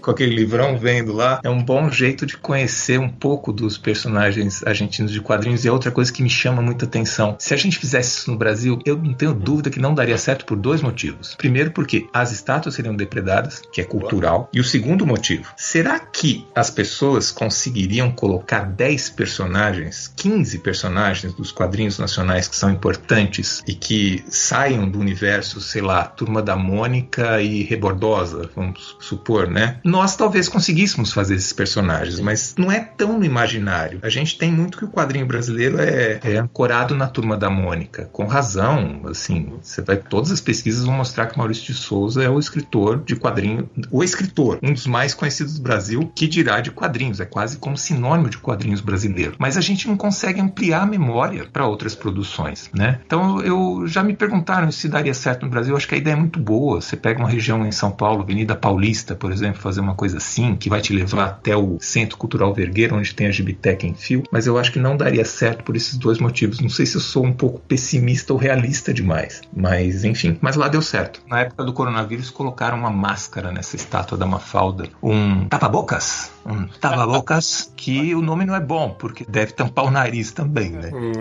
É verdade. Aqui roubaram uma da Mônica aqui. Roubaram uma da Mônica. Sim, muito bem lembrado. Paulo, eu acho que nós que gostamos de quadrinhos e vivemos nesse mundo, a gente até consegue citar vários personagens, mas que fazem realmente parte da cultura popular, conhecimento mais amplo da população, já limita bastante o número. Não tenha dúvida. Infelizmente, que é outro ponto que eu coloquei, os argentinos têm memória. Eles têm produção e têm memória. A gente tem produção, não de aventura, mas de humor. Nós temos, gente do céu, quantos e quantos personagens importantes, né? E que não fazem... As nossas tiras são muito boas. Elas não fazem inveja às tiras argentinas e norte-americanas. Pegar os 3 polos principais que me parecem mundiais de produção de tiras. Mas a gente não tem memória. E não é só de quadrinhos. É de quem a gente votou para deputado estadual e federal na última eleição, quem foram os 3 últimos presidentes, se a pessoa que... Essa alternância de poder, se a gente esquece o histórico da pessoa. Isso é também, infelizmente, é cultural do brasileiro. Ô Paulo, uma curiosidade que em abril, quando a gente já estava no começo da pandemia, eu li um álbum português, edição portuguesa da Levoix, que é um argentino, chamado O Último Recreio, escrito pelo Carlos Trídio com desenho do Horácio Altuna. É um espetáculo a história. Pra vocês terem ideia, vocês estão ouvindo a gente, uma bomba é lançada no mundo e mata só os adultos. Só sobram as crianças. E no momento em que você começa a ter, por exemplo, pensamentos sexuais, você virou adulto, você morre. O vírus te mata. Cara, são 13 contos espetaculares, assim. A maneira como ele conduz a história, o Carlos Trídio, e com o desenho do Horácio Altuna, que é maravilhoso, é encantador. E é um álbum que, sério, tava aqui do lado e eu nunca tinha ouvido falar. E eu leio muito quadrinho, só para ilustrar o que o Paulo falou. O Trídio tem parceria com todo mundo, né? Ele tem os melhores parceiros. Eu acho que ele tem 3 bons parceiros, pelo menos, né? Eu acho que o Eduardo Risso fez com ele bons trabalhos. Eu acho que ele fez ótimos trabalhos com Horácio Altuna, como você está bem citando. E ele tem uma parceria muito boa com o Domingo Mandrafina. Tem uma das melhores histórias, que é Cosecha Verde, que é uma das melhores histórias argentinas que eu tive a oportunidade de ler, e que é da parceria dos dois e me encantou bastante. E mais recentemente, antes dele falecer, com o Lucas Varela, ele fez algumas coisas muito boas. Mas especificamente essa safra dele com a Altuna, que vem de 70, 80, quando eles produziram bastante juntos, na Argentina também, né? Muito, muito rica mesmo. Boa lembrança, Sidney. Boa leitura você teve também.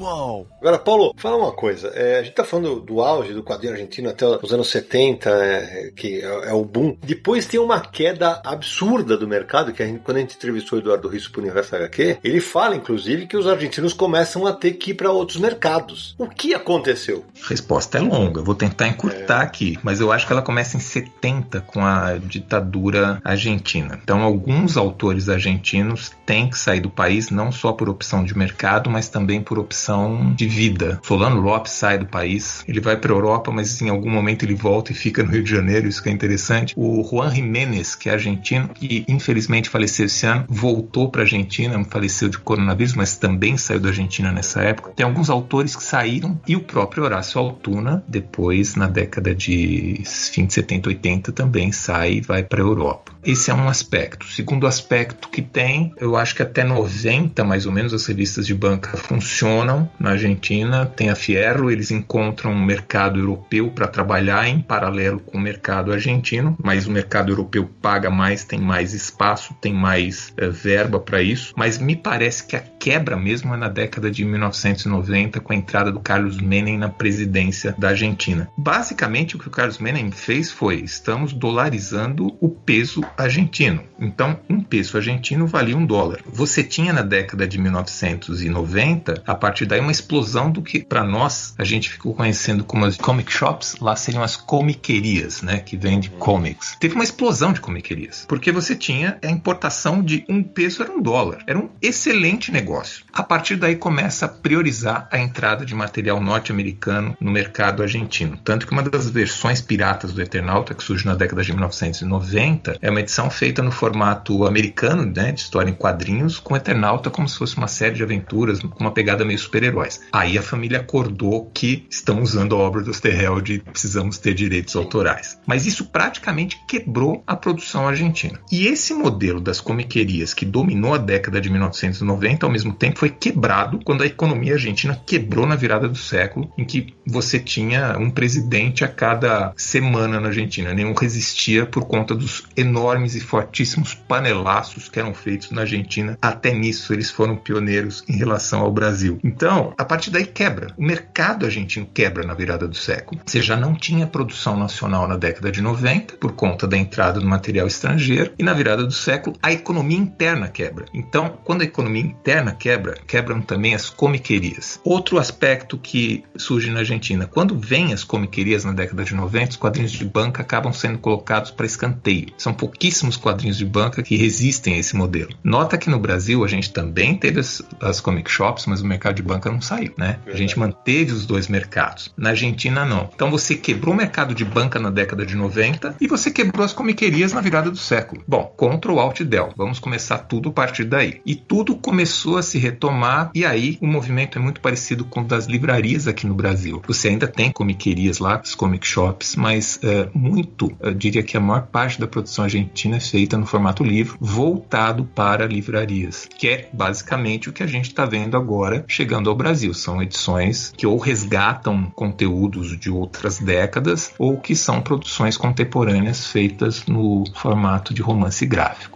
Ótima explicação.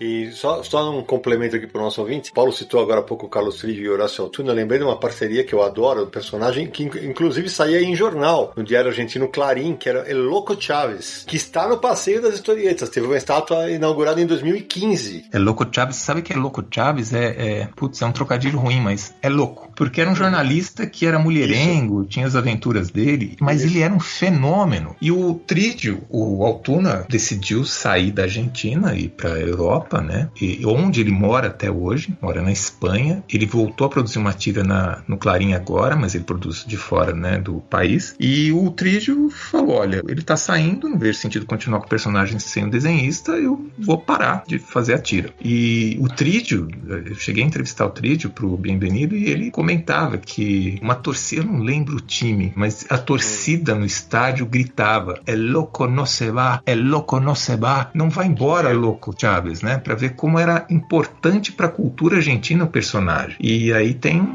ele encerra a série, faz uma despedida, personagem com que ele tem um relacionamento, ele acaba saindo do país também. Isso que é curioso. A saída que o Trígio encontrou foi que o personagem também sairia do país. Ô Paulo, não tem uma história similar a essa sobre a torcida no estádio cantando com outro personagem que foi na Copa do Mundo, que a ditadura não queria que jogasse papel no campo, e aí foi usado um personagem dizendo, se nós somos argentinos, temos que fazer isso sim, senão não seríamos argentinos. Conta essa história. Dando nome aos personagens é o caso. O nome do personagem, Clemente. Clemente foi um dos personagens de quadrinhos mais famosos da Argentina, criado em 70. Nessa leva do Clarín produzir só tiras nacionais, uma das tiras foi a do Clemente. E 78, a gente está falando da Copa de 78 especificamente, que foi realizada na Argentina há 2 anos de ter dado golpe militar no país. E os militares queriam fazer uma espécie de higienização da Copa, mostrar que o país está tudo bem. E uma das coisas que os militares pediam para a torcida é não jogar papelzinho no campo. Jogar papelzinho no campo é uma coisa cultural do torcedor argentino. Jogar os papelitos, como eles dizem. Então, a ideia era não joguem papelitos no campo. Tinha campanha disso. Alguns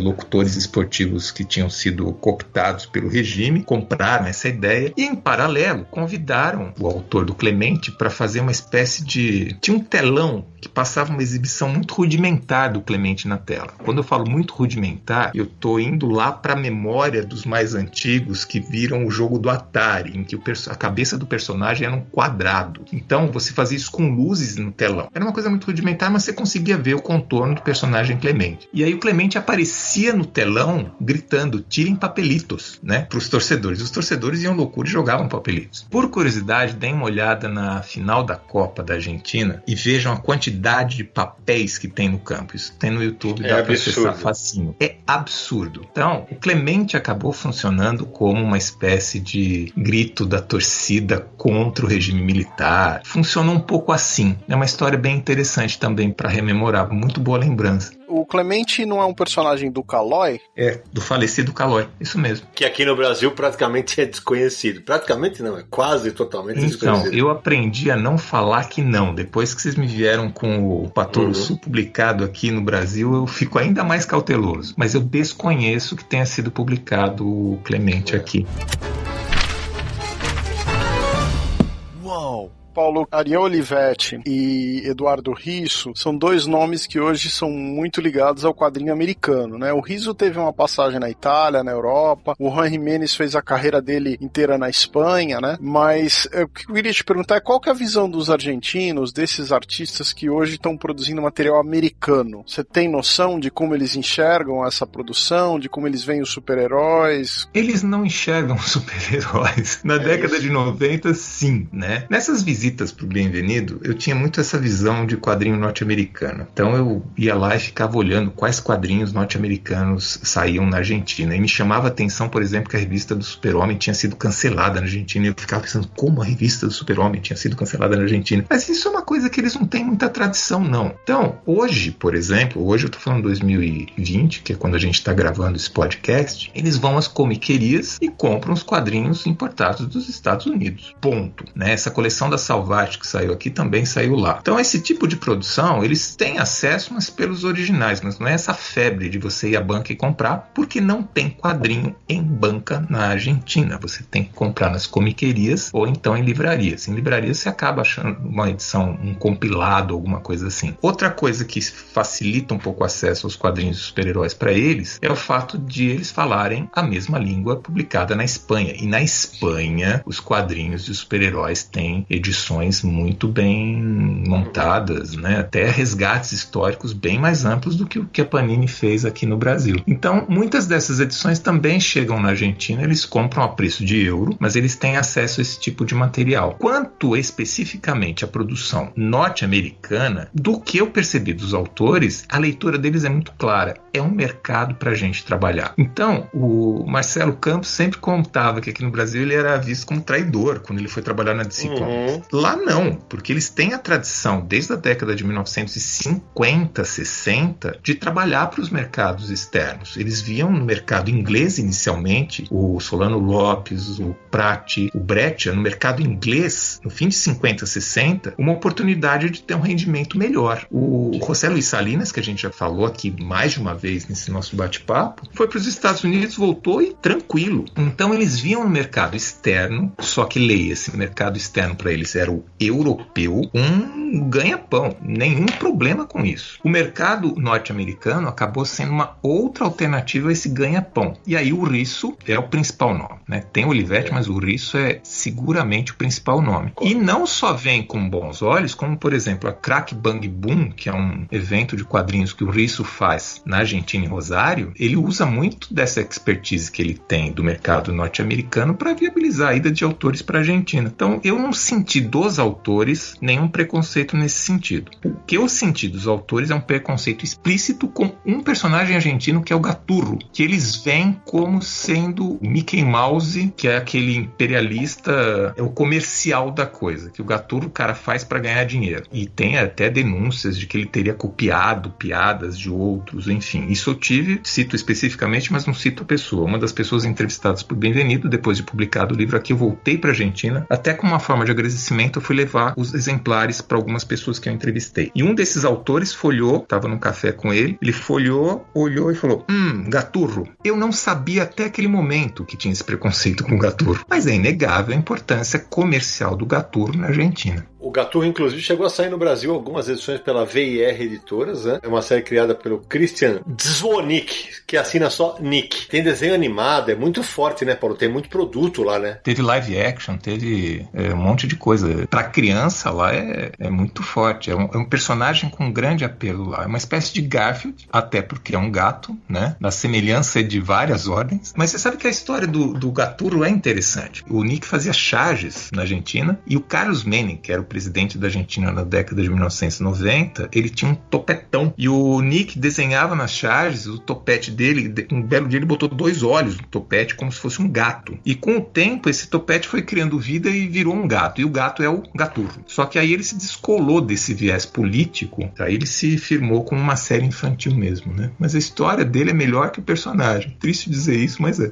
Ou seja, foi boa essa tua observação a respeito do Risso, porque se a gente lembrar, inclusive a gente falar disso na nossa entrevista, que a gente vai estar linkado aqui no post do episódio, o Risso primeiro vai fazer sucesso na Europa com séries como Fulu, que é maravilhosa, né? Linha edição portuguesa, para depois entrar no mercado americano, e ele fala muito isso pra gente, né, cara? Agora, o lance que o Paulo tava falando, acho que isso talvez explique mais. Esses autores argentinos, que a gente falou, os clássicos, eles são endeusados pelos leitores argentinos, né? Hoje, tem uma nova geração depois do Risso, tem o Leandro Fernandes, né? Que inclusive, se eu não me engano, foi assistente do Risso, que também publica fora, tem outros desenhistas. Esses caras, eles não são ícones da cultura argentina pro conhecedor de quadrinho argentina, né? É bem a relação que o Marcelo Campos falou, como o Paulo Ramos lembrou, que a gente era considerado inimigo, porque a gente fazia quadrinho pra fora, que é uma grande bobagem, né? Porque são espetaculares desenhistas levando traço argentino pra N países do planeta, né? Aí eu queria fazer agora uma observação, porque é o seguinte, você fez uma pergunta pro Paulo, que é por que o quadrinho argentino era desenvolvido e tal, e agora que você falou desse negócio do Eduardo Risso e que o Leandro Fernandes tinha sido assistente, eu lembrei que aquele lance que os argentinos não só tinham grandes desenhistas e seus estúdios, mas eles tinham as escolas de desenho famosas com esses professores durante décadas de formação de gente, não só de formação de leitores, mas formação de artista. E aqui eu sinto que o período que as escolas de desenho, de quadrinho, de arte estouraram foi mais ou menos quando os brasileiros começaram a fazer sucesso nos Estados Unidos. Vocês não veem um paralelo agora nessa explosão de gente nacional produzindo, com essa formação de gente em função de todos esses estúdios e escolas, similar ao que aconteceu na Argentina na década de 60, por exemplo? Olha, é uma pergunta interessante, certo? Porque hoje o que a gente vê, especialmente nos eventos, o Paulo citou o evento do Risso, que eu estava programado esse ano para ir, né, no evento dele lá em Rosário, e a pandemia não deixou, mas continue em casa, todo mundo, se puder fique em casa, cuidem-se, né? Mas o que a gente vê muito hoje, Sérgio, é assim, e o Risso mesmo, ele fala, a admiração que os argentinos, que os leitores, por exemplo, de comics, de quadrinhos super-heróis argentinos, têm pelos brasileiros hoje, é como a nossa pelos clássicos. Eu lembro que o Renato Guedes, por exemplo, ele ia em dezenas de eventos na Argentina, e a Argentina tem muito evento de quadrinhos, vale dizer isso. E eles sempre levam brasileiros, porque, como o Paulo falou, tá 2h30 daqui, né, de São Paulo. Então, assim, acho que o processo de formação que hoje, por exemplo, a gente tem numa Quanta Academia de Artes aqui, faz uma diferença pro nosso lado, né? Na Argentina eu desconheço como é que é isso hoje, né? A Quanta, lembrando que a Quanta no auge, ela tinha inclusive uma unidade com o Rafael Albuquerque, né, em Porto Alegre. Então, ali proximidades da Argentina. Quer dizer, eu não consigo desassociar essa formação e o sucesso desses artistas com seus estúdios, suas escolas de arte, e a formação de uma geração inteira de artistas brasileiros fazendo o quadrinho independente, como tem na Argentina hoje, né? Então,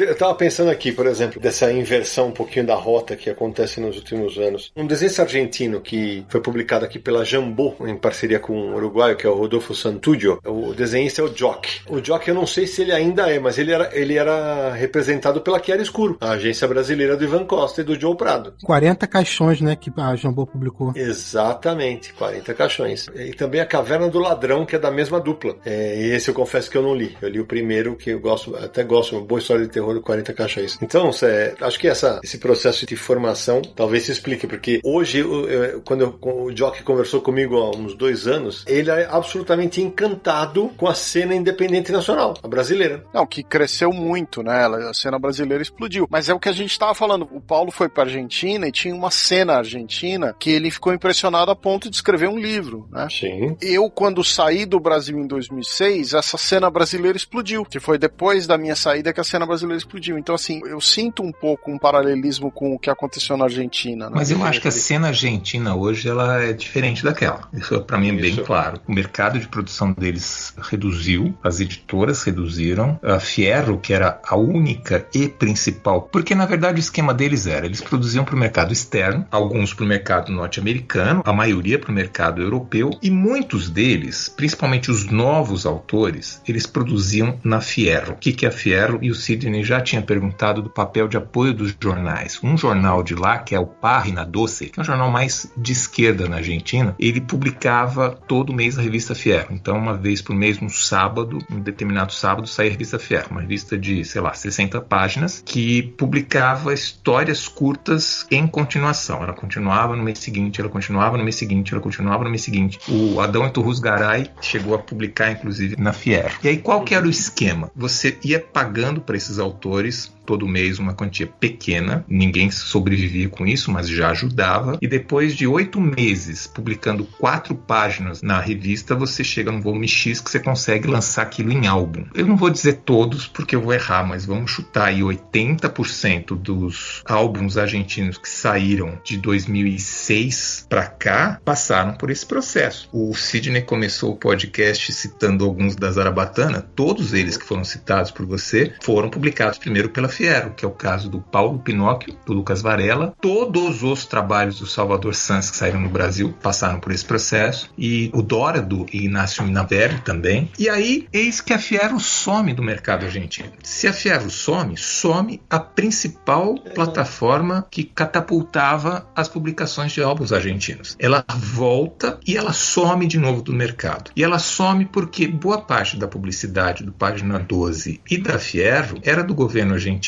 que era da Cristina Kirchner. Quando você tira essa publicidade, não só a Fierro para, mas também um suplemento que eles publicavam uma vez por semana numa agência de notícias chamada Telan, que publicava quadrinhos, também some. Então, durante os anos Macri, houve uma queda impressionante na produção argentina de quadrinhos por conta disso. Surge agora, talvez uma nova, sem nenhum trocadilho com Guerra nas Estrelas, né? Surge agora uma nova esperança de que tenhamos um mercado um pouco melhor. Agora, muito do que tem lá é que também sai na Europa, depois, né, eles publicam na Argentina. Ainda tem bastante coisa. Parece que eu estou sendo catastrófico. Não é isso. Tem bastante coisa, mas tinha mais. Então, nesse ponto, o cenário brasileiro, principalmente com o PROAC, com o cenário independente brasileiro nosso, que é muito forte. Gente, tem um FIC e os caras vão lá e lançam 300 trabalhos autorais. Não tem isso. Não é na Argentina. Não tem isso na América do Sul. Verdade. Então, pelo menos Uruguai, Argentina e México, os três eu digo com segurança que não tem. Eu ia dizer, se você tivesse me perguntado, que a razão principal eram os problemas econômicos da Argentina que inviabilizavam a produção, mas você me deu uma explicação completamente fora da minha ideia, que realmente nunca me aprofundei muito nisso na Argentina. O tipo de publicação da Fierro, por outro lado, do que você está falando, é exatamente o modelo europeu a partir da década de 60, né? Você publicava as antologias, o que vendia bem você reunia e lançava em álbum, que era o que você está dizendo que os autores faziam. Então, por exemplo, Asterix saía na Pilote, lançava em álbum. O próprio Tintin fazia isso dos álbuns do jornal, né? E, na verdade, é também o que o mercado japonês faz com a Shonen Jump e outras publicações, né? É o mesmo modelo. É isso aí. A gente tava falando de quadrinhos argentinos, só para amarrar a informação completa, o Gatuno teve 2 álbuns em 2008 lançados pela Vergara Riba, que é a VIR Editores, em 2008. Em 2009 saiu pela Catapulta Editores Gaturro Grandão. São só esses 3 no Brasil. São as únicas 3. A gente falou da editora Figura, que vem fazendo um belo trabalho. Eles lançaram em 2018 um baita álbum de um argentino, que é o Carlos Nini, né? O Crimes e Castigos, e que o Carlos Nini é um gigante do quadrinho argentino, que pouquíssimo leitor brasileiro sabe quem é. Pois é, o Nini, e tem o filho dele também, que é o Lucas Nini, que é outro autor muito bom. Inclusive, acho que teve num FIC, não foi, Paulo, que ele veio pra cá? Ou foi um FIC ou foi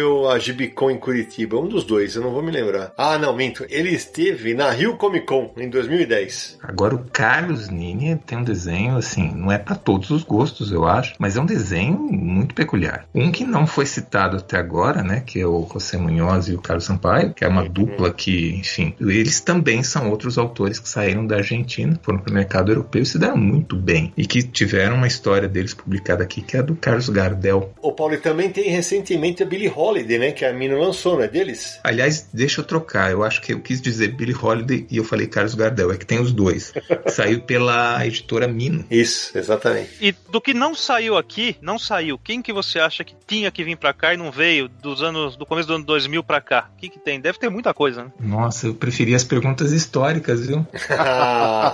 Puxa, eu vou falar uma coisa aqui, vai parecer um pouco arrogante, mas não é não. Eu teria que olhar minha coleção da Fierro, porque eu tenho 100 e tantos números da Fierro aqui. Eu descobri um local onde comprava lá, eu ia lá toda vez e comprava, a cada ano, 2 anos. Ó, eu quero os últimos números da Fierro. Tem muita coisa boa que saiu na Fierro. Eu acho que minha primeira fonte era lá, né? De 2000 pra cá, eu acho que os trabalhos do Diego Agrimbal. Diego Agrimbal, ele é um roteirista, ele teve experiência na Europa também. Eu diria que hoje ele é um dos melhores roteiristas que tem na Argentina, e ele é da escola do Carlos Trígio. A influência dele era o Carlos Trígio. Então eu pegaria algum trabalho do Diego Agrimbal e traria pra cá, assim, de cabeça, mas eu seguramente daqui a 2 minutos eu vou falar, não, tem outro, mas esse autor me parece bem importante, e gostaria muito de ver as histórias do Oesterheld publicadas no Brasil. Isso eu já tô vendo. O que eu gostaria muito é de ver uma história do Carlos Trígio publicada no Brasil chamada Cosecha Verde, que eu acho muito boa, eu já falei dela, tô voltando a falar para ver se eu consigo convencer algum editor corajoso a publicar a história aqui. Roteiro Carlos Trígio, desenhos Domingo Mandrafina.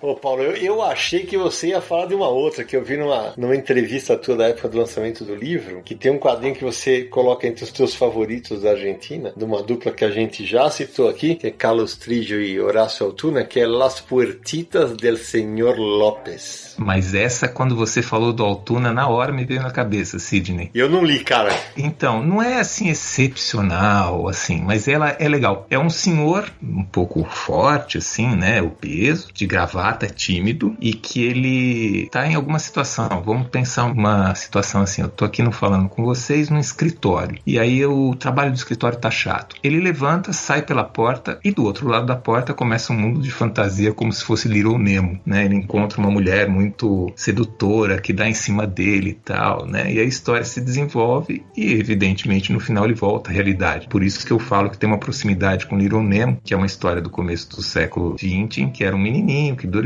e acordava, ele vivia um mundo fantástico, e no último quadrinho ele sempre acordava caindo da cama, era um sonho. Las Puertitas del Señor López, as portas do Senhor López, são uma porta para esse mundo de fantasia em que ele vai, mas quando ele volta, a realidade volta com ele. É muito boa essa história. Quando você falou do Altuna, de cara me veio ela. Eu gosto muito também. Poderia publicar tranquilamente no Brasil. Eu ia te perguntar isso, Paulo, porque assim, na Wikipédia argentina, fala que me interessou foi que foi construído como uma denúncia à ditadura cívico-militar da época. E as fugas do Sr. López seriam, quando ele voltava, ele estava de volta nessa realidade. É isso mesmo? Ou seja, nesse lado metafórico, eu não sei te dizer, mas faz sentido. Eu não estranharia se realmente fosse. Na década de 70, durante o período militar da Argentina, você tinha as edições de La Urraca, vamos dizer assim, que depois veio a ser o editor da Fierro. Esse editor, ele tinha uma série de publicações que tinha, evidentemente, um viés mais de esquerda. Uma delas, a principal, era uma revista chamada Humor Registrado, então é um R de registro, né, de produto comercial, que, fazendo um paralelo, seria o equivalente ao nosso jornal Pasquim aqui no Brasil. É uma revista que em determinados momentos peitou de frente o regime militar argentino, que não era um regime simples de se lidar. E essa editora tinha algumas publicações que eles imprimiam todos os meses. Tinha El Pêndulo, realmente, eu acho que o Sidney Guzman matou a charada, e eu tô revendo o Benvenido, ele tá certo, ele leu direitinho o livro e eu mesmo esqueci. Tá dizendo aqui que o Las Puertitas de Senhor López saiu na El Pêndulo, então eu vou confiar nessa informação. Mas o que eu tinha de memória era a revista Super Humor, porque na revista Super Humor tinha aí sim uma série chamada Bosque Via, que era escrita pelo Carlos Trígio, que era baseada em animais. E os animais começaram a ser atacados pelos gorilas. E os gorilas é a forma como os argentinos chamavam os militares na época. Então, eu não sei dizer se é realmente uma metáfora da ditadura, uma fuga que as pessoas teriam. Não estranharia realmente se fosse, porque tem todo esse contexto. A editora era uma editora que peitava o regime militar. Os quadrinhos que ela publicava eram quadrinhos que tinham um viés intencional de confronto com o regime militar. E o Trígio, especificamente, tinha produções contrárias. A que era mais clara, para mim, era o Bosque Via por conta do uso dos animais, que, na verdade, não é uma novidade, né? A gente tinha no Brasil Pato da Cissa, em que as formigas tinham a sua rainha, e a rainha era uma metáfora do militar de plantão no governo. E o Bosque Via vai para a mesma linha. Então, é uma época bem produtiva para os quadrinhos argentinos. Eles são muito mais politizados que nós, e a produção deles vem bem a calhar. Eu acho que a gente recupera um pouco dessa politização a partir de 2018, com a eleição presidencial. Acho que o humor gráfico voltou a reconquistar o seu papel de luta, de alerta, e mostrando que um meme faz uma brincadeira, mas, na verdade, na hora de uma denúncia, o que faz mesmo é uma charge ou uma boa tira política. É isso aí. Só para fechar a informação, La Puertitas del Sr. Lopes, em 88, ganhou um longa-metragem que foi dirigido por Alberto Fischerman, com Lourenço Quinteiros no papel principal. Eu queria lembrar de um outro autor argentino que também foi publicado aqui, que é o Roberto Fontana Rosa, que tem um material que chama Bug o Ceboso, né? Bug el Aceitoso. Esse material é bem famoso na América do Sul e saiu aqui numa edição única da LPM em 1988, que é um personagem que também tem aí a sua importância. Paulo tem uma história boa do autor, né, Paulo? Pois é, o Roberto Fontana Rosa. Roberto Fontana Rosa é mais ou menos uma espécie de...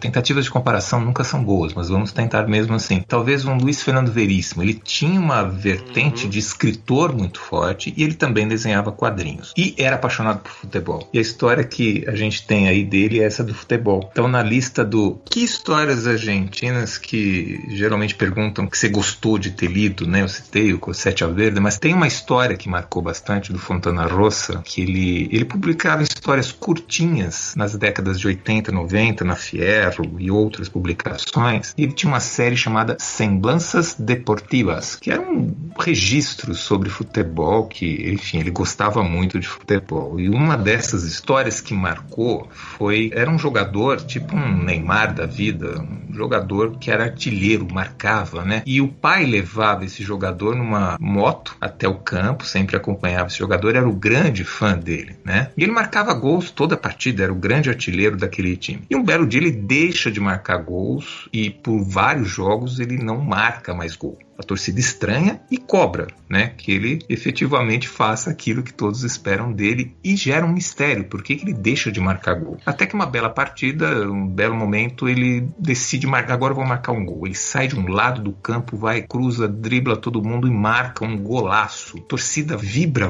fica extremamente eufórica, e o jogo continua até que, em determinado momento da partida, alguém chama esse jogador num canto e anuncia no alto-falante do estádio que o pai desse artilheiro havia morrido, e aí a torcida descobre aos prantos o real motivo de ele não ter mais marcado gols, é porque o pai tinha problema cardíaco, e dada a fascinação que o pai tinha pelo filho, se ele marcasse um gol, o pai podia ficar emocionado e a emoção podia fazer com que o coração parasse, e efetivamente foi o que aconteceu. É uma daquelas histórias que você lê e o final arrepia, né? E o jeito do Fontana Rosa, por isso que eu fiz esse preâmbulo, ele era também, né, escritor, o jeito dele contar a história é muito marcante, né? É uma bela história do Fontana Rosa, que é falecido também, uma pena.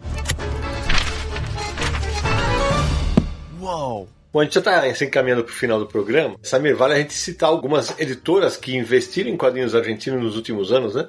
Como a gente tem falado aqui nesse episódio, né, nos últimos anos aumentou o número de publicações argentinas. Ainda não são muitas, mas já são mais do que costumava ter. Então, editoras como Zarabatana, Jambô, Figura, Comic Zone, Martins Fontes, Mino, Lorentz, todas publicaram uma ou outra coisa de quadrinhos argentinos. Então, até para leitor que ficou curioso de correr atrás desse material, valia a pena a gente mencionar algumas publicações, né?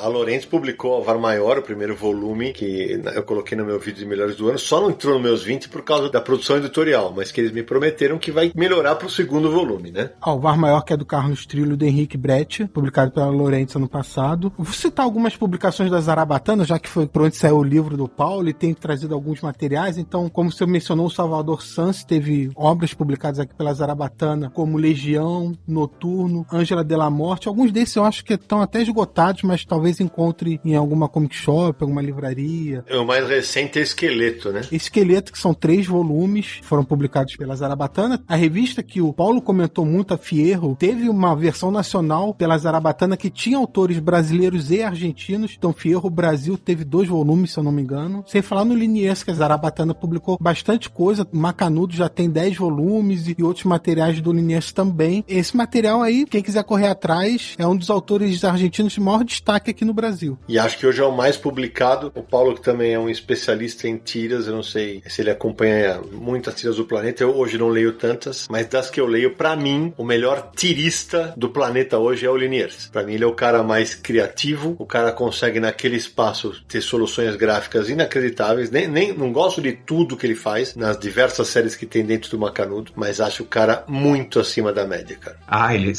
Eu tenho medo de frases, é o melhor, ou é a melhor. Não, pra mim hoje é. Então, eu sempre tenho medo dessas frases, porque depois eu acabo descobrindo um outro que eu reavalio. Mas um dos melhores, seguramente, nisso eu tô de pleno acordo. É criativo, diferente, inovador, encantador, chama atenção, consegue fazer coisas que agradam públicos de diferentes idades, o que é muito raro, com qualidade. É bem interessante, sim. É verdade. E para que vocês entendam, para quem de repente não conhece o Liniers, a presença dele no Brasil, ele teve uma exposição chamada Macanudismo, quadrinhos, desenhos e pinturas de Liniers, que teve em 4 cidades brasileiras. Em 2012, esteve no Rio de Janeiro e em Recife. Em 2013, esteve em Brasília. E em 2015, esteve em São Paulo. Ô Samir, um outro quadrinho argentino que foi lançado no Brasil e que talvez pouca gente tenha acompanhado é It, que saiu pela Jambô, né? Com roteiros do Luciano Sarracino e desenho do Ariel Olivetti, que já foi citado aqui pelo Sérgio. E como você mesmo falou, a Jambô também publicou 40 Caixões e Caverna do Ladrão, do Rodolfo Santulo e do Joque, outra editora que publicou material argentino. A editora Figura, que é a mais recente no mercado, publicou Morte Cinder, do Osterheld, do Alberto Breccia, e também Crimes e Castigos, do Carlos Nini, que a gente já mencionou. E vem aí o Ernie Pike. Ah, sim. Lembrar novamente que a Martins Fontes tem as tiras da Mafalda e outros materiais do Quino disponíveis em formato de livro. Também publicou 2 volumes de Eternauta, que a gente já comentou várias vezes aqui. E falando em Eternauta, a Comic Zone publicou Eternauta 1969, que não é a parte do material clássico da Martins Fontes. E a mesma Comic Zone publicou Sherlock Time também do Osterheld. E alguém podia trazer a Mulheres Alteradas de volta também da Maitena, que teve 5 volumes publicados pela Rocco ali entre 2003 e 2007, alguma coisa do tipo. Ah, e lembrando ainda que a Zarabatana, além de Macanudo, publicou também Bonjour do Liniers, com as primeiras tiras dele. E também tem o Garatujas. Este é para desenhar e colorir, também pela Zarabatana. Isso. E o Liniers saiu também pela VIR Editoras com Boa Noite Planeta. E também pela VIR Editoras saiu outra obra do Liniers, que é Os Sábados São Como um Grande Balão Vermelho.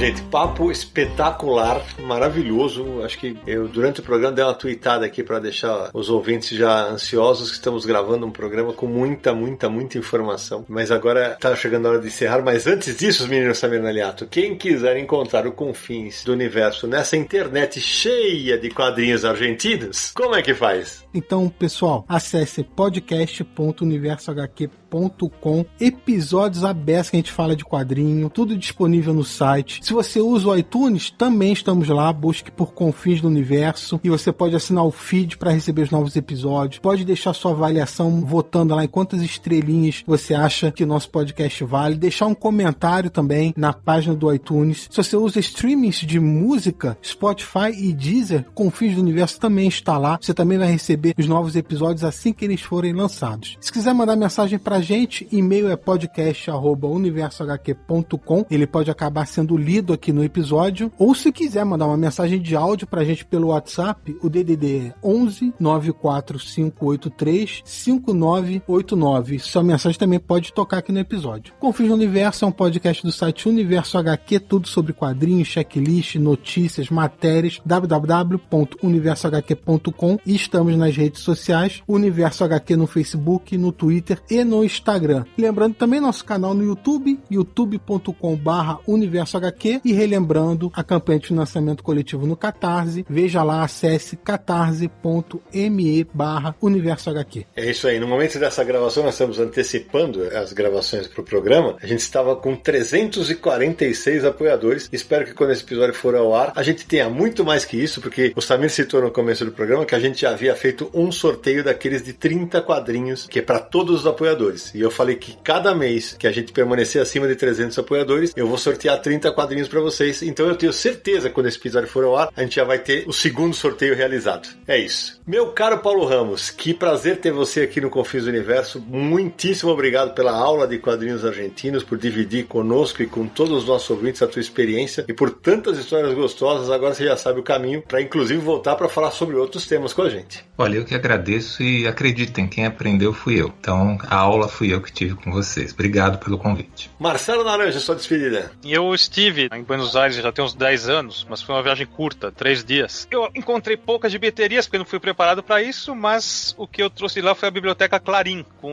Eu só comprei edições com autores locais, né? Os clássicos, né? Mas com autores de lá. Foi uma viagem muito bacana, cidade muito simpática, recomendo para quem tiver chance. E um abraço pros hermanos, porque é bom falar dos quadrinhos deles, né? Quadrinhos a gente gosta e a gente sabe que ali tem material de muita qualidade, tá? Ficou provado aqui durante o programa. E obrigado ao Paulo pela atenção conosco aí. E ao Rafael por estar conosco também aqui no Confins. Então, já que você falou do Rafael, vamos pedir pro Rafael abrir o microfone e contar pra gente o que ele achou de participar como ouvinte aqui do episódio de Quadrinhos Argentinos. Cara, minha cabeça tá latejando de tanta informação, mas latejando de um jeito bom. Cara, eu tô com muito material aqui que eu fiquei anotando no meu notepadzinho pra ir atrás. Foi fantástico, só tenho a agradecer, obrigado. Valeu demais. Sérgio Codespot? Eu queria agradecer a presença do Paulo e do Rafael. A conversa com o Paulo foi muito gostosa, fazia muito tempo que eu não conversava com o Paulo. O papo foi realmente muito bom. Queria agradecer a todos vocês e queria corrigir o Naranjo. Ele não encontrou HQs na Argentina porque ele estava atrás daquelas revistas masculinas para procurar as charges, né?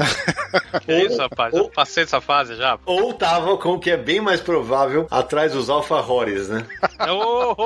Você tem alguma dúvida?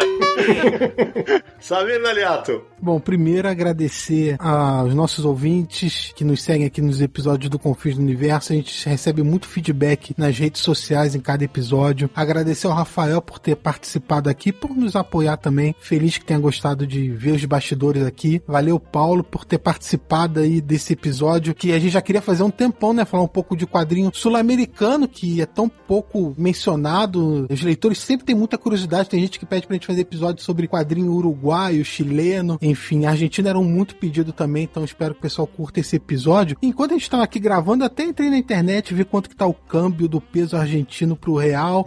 Quem sabe depois de um tempo que passa essa pandemia aí, já posso ver os quadrinhos argentinos em loco também. É isso aí. Eu queria agradecer a todo mundo que apoia a gente, especialmente ao Paulo Ramos por ter estado nesse episódio conosco, o Samir, o Sérgio, o Naranjo, a Rafael, e torcer para que possamos ver mais e mais bons quadrinhos argentinos publicados por aqui. Afinal, a rivalidade a gente deixa pro futebol e pros outros esportes. E a gente se encontra no próximo episódio de Confins do Universo!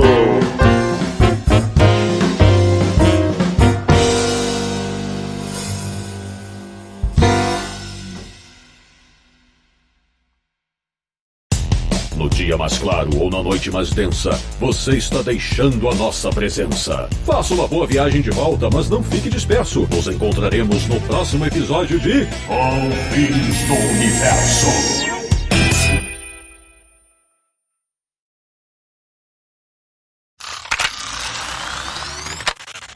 Então, editoras como Zarabatana, João Boa, Figura, Comic Zone, Martins Fones. Fones não? É.